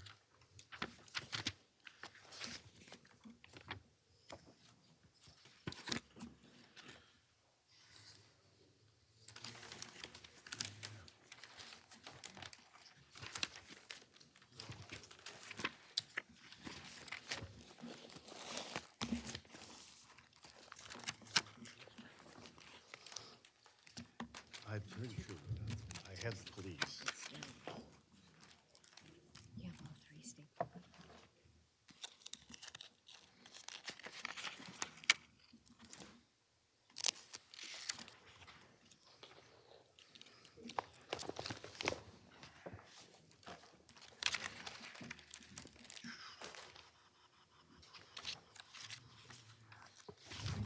Steve. And I do, Mr. Chairman, in another folder, I do have my technical review completeness from the same document as referenced by Mr. Bignell is in my file. And I do not see a report from fire in my file, so.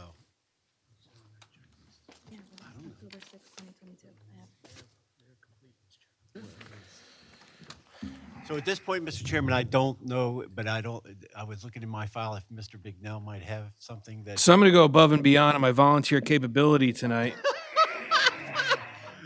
And I have a great board behind me. You absolutely do, Mr. So I do have a signed letter dated October 6, 2022, signed by, at the time, Deputy Fire Chief Andy Toth. Thank you, Mr. Chairman.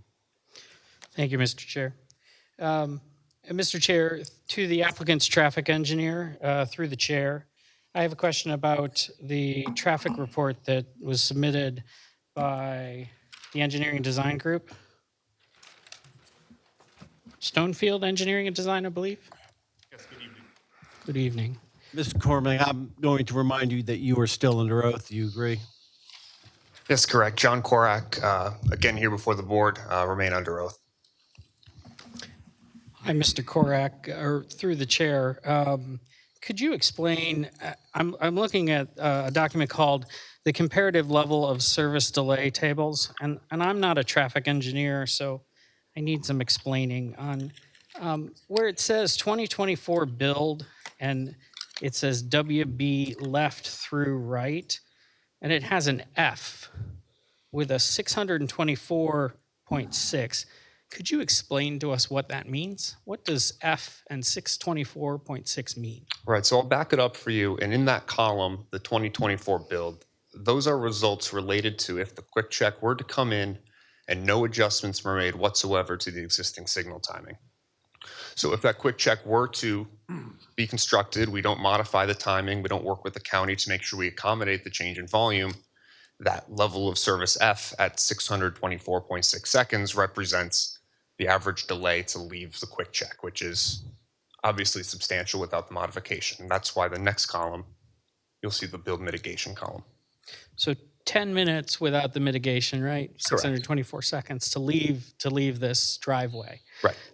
And then, so then the mitigation, I see an E next to it, and I believe the New Jersey State level of service, right? The level of service goes A, B, C, D, E, F, like school grades, right? Similar to a school grade, and the letters are the same, but what you designed for is not level of service A.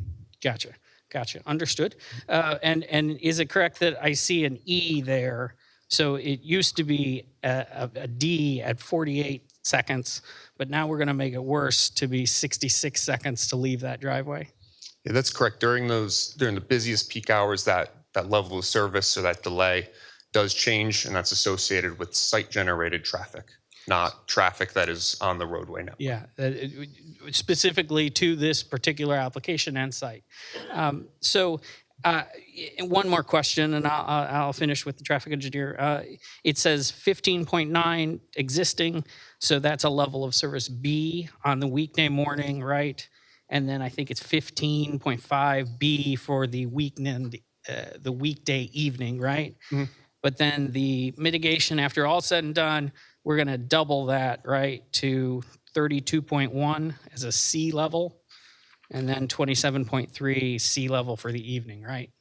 Right. So on average, for the the entire intersection and the operation of that intersection. Right. So when we design intersections and we evaluate traffic movements, those levels of service at C and D are the design levels of service that we strive to achieve. So there is a change in level of service. Yes, it's well within the accepted design standards, and by and large, the most significant impacts are those of the site-generated trips themselves, where the site today generates a low volume of traffic.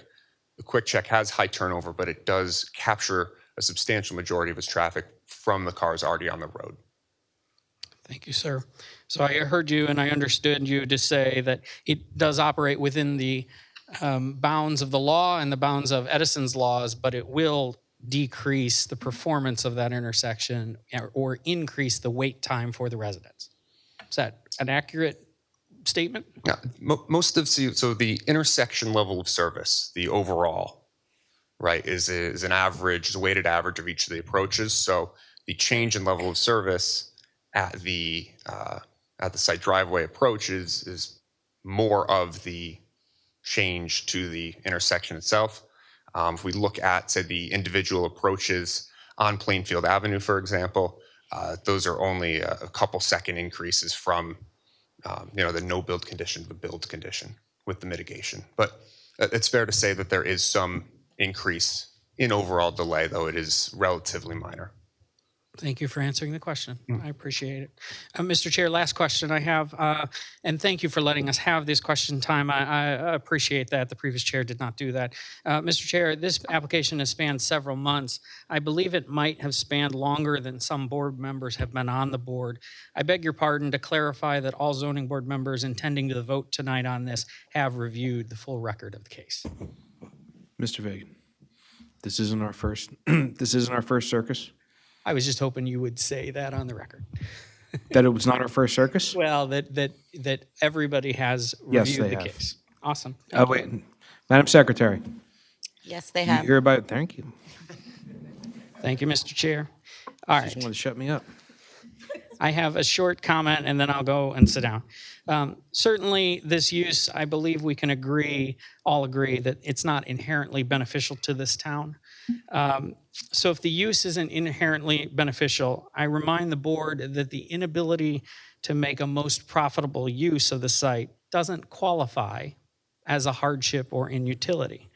And we've heard from two different professionals tonight that disagree about the special reasons. I urge you to rely on Mr. Scangrello's testimony in your vote this evening. I urge you to find that there is no compelling special reason for another gas station in Edison at this specific site. This land is much better suited for a dozen other things. I believe personally it would be better suited for a transit-oriented development with its proximity to the Edison train station. I urge you, though, to find for the neighbors, with the neighbors, I urge you to find for our township's ordinances. The governing body chose to keep a gas station use as a unique zone for a reason. You don't have to, but I beg you to please respect our town's laws and deny this application. Thank you. Thank you. Anyone else outside 200 feet? Ma'am?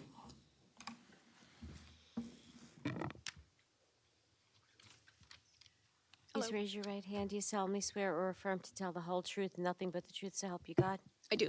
And please provide your name and address. My name is Jennifer Ryan. My address is 161 Hillcrest Avenue, Edison. You may proceed. Okay, thank you. I just have a few other questions for the traffic engineer.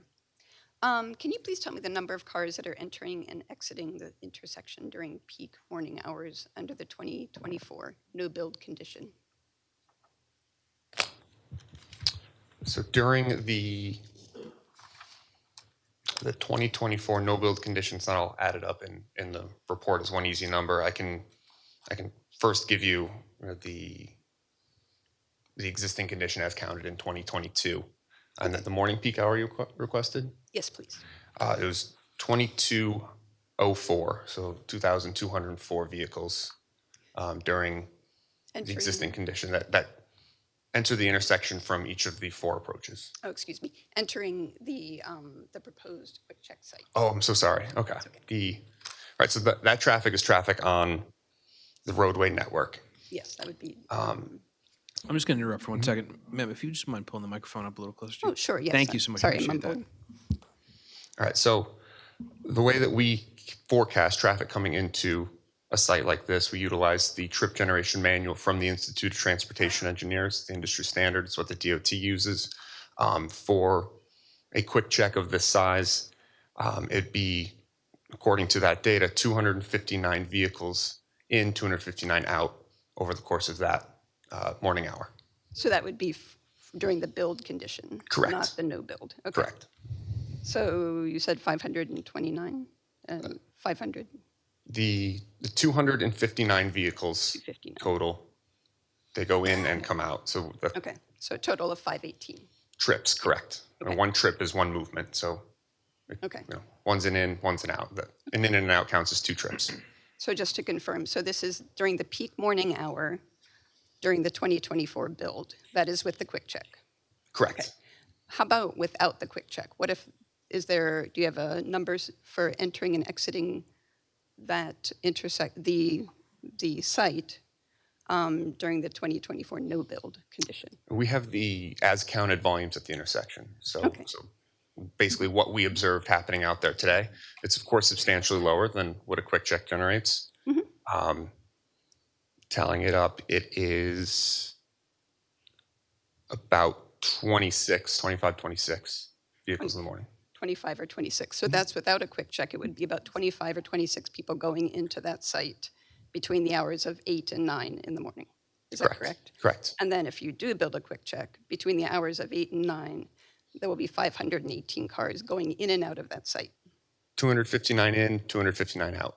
So added together, Right, correct. they'd be going in and out at the same time, 518. Correct. Just want to make sure we're All right. talking the same numbers. Yes, it's good. Okay, good. Thank you very much. I object to the quick check, as many people have, and I do it on the basis of traffic, as many people have mentioned. But I want to talk numbers. Currently, there are 24 cars. There would be 24 cars in the 2024 time going in and out of this intersection. If there's a build, there would be 518 cars going in and out of this intersection. This is the intersection where kids walk across the street, people are walking. It's a big problem because if you break that down, during that 1 hour, for every minute, there's 8 to 9 cars going in and out of that intersection. Break that down even more, that's every 5 or 6 seconds, and they're coming from all directions. There's no time that kids will have to walk across the street or bike to school.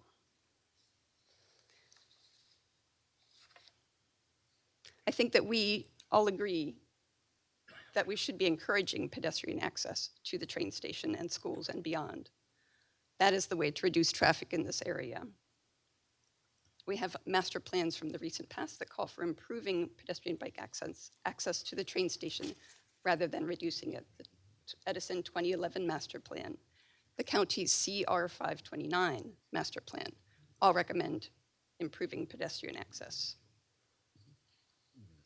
And I believe the 2023 master plan, based on the web meetings, will recommend a change in zoning to dense multi-use development near the train station. I also want to talk about the truck traffic into the site. In his initial testimony, I think Richard Lamont said that Quick Check will appeal to local businesses. Part of the problem is that 70% of the businesses on Kilmer and to Plainfield are truck-based businesses. They're warehouses. There's the postal facility. If you would like, I have a exhibit listing all of the businesses and whether they rely on trucks or not.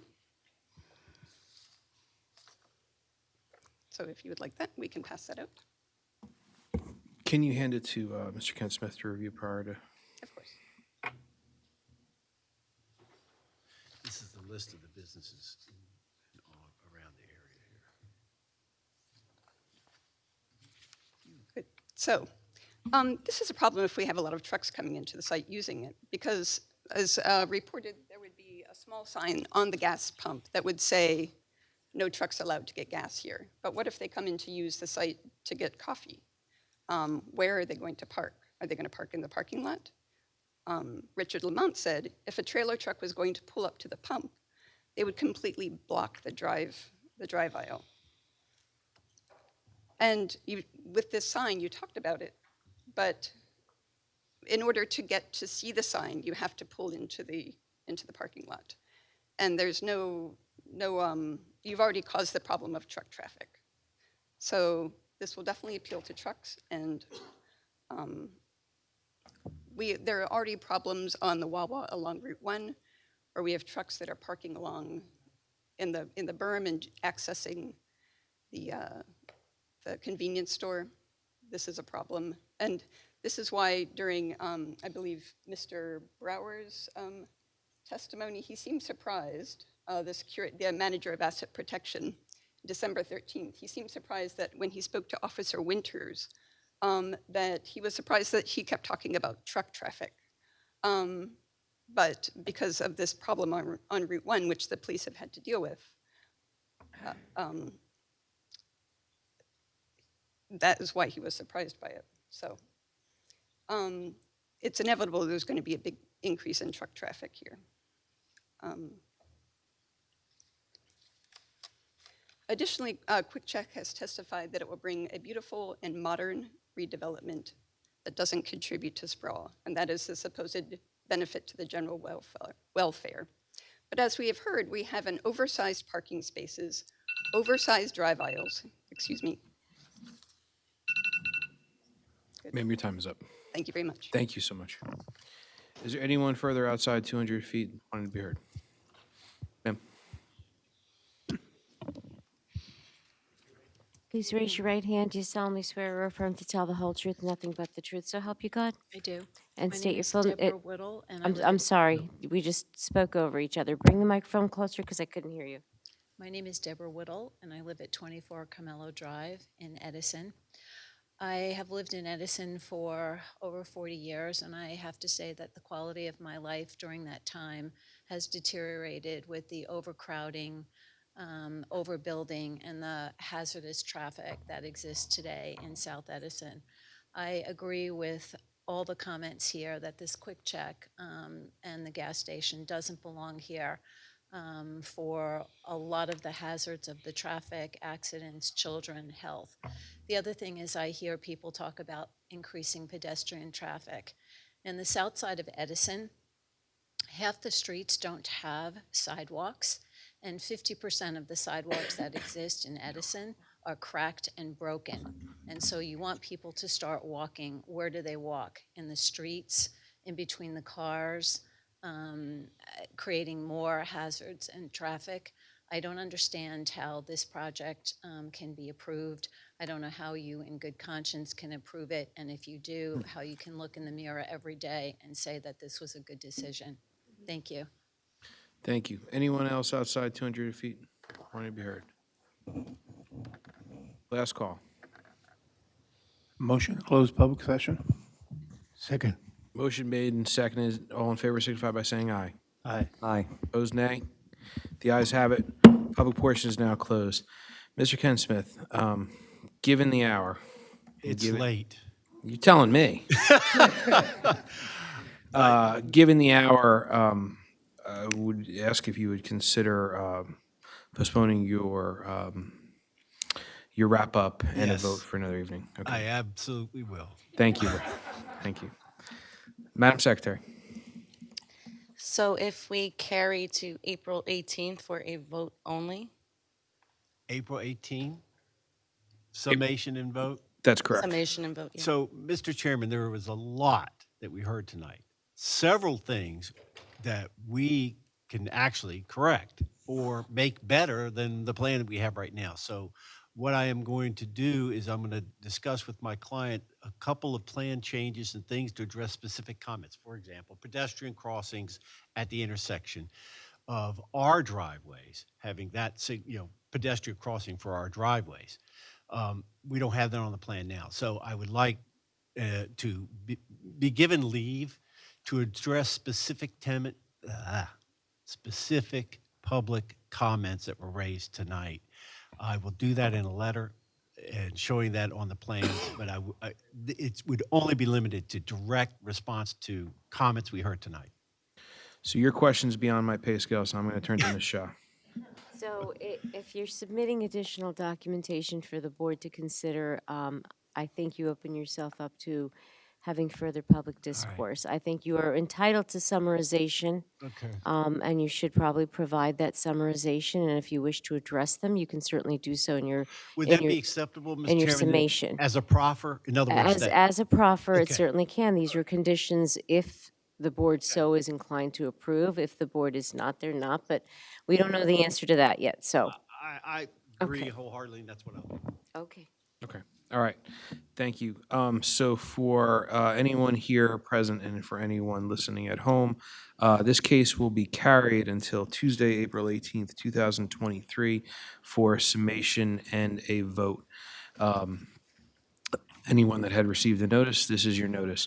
To the members of the public, I just wanted to thank you for your patience and really you were very patient with us and you were very kind and sitting up here, we do appreciate that. So thank you so much, and thank you to the applicants and your professional team for your patience. And thank you to the board for sticking it out as well. Absolutely. Thank to all the board members All right. for their patience. Motion to adjourn. Second. Motion made and seconded, and all in favor signify by saying aye. Aye. Opposed, nay. The ayes have it. Board stands adjourned.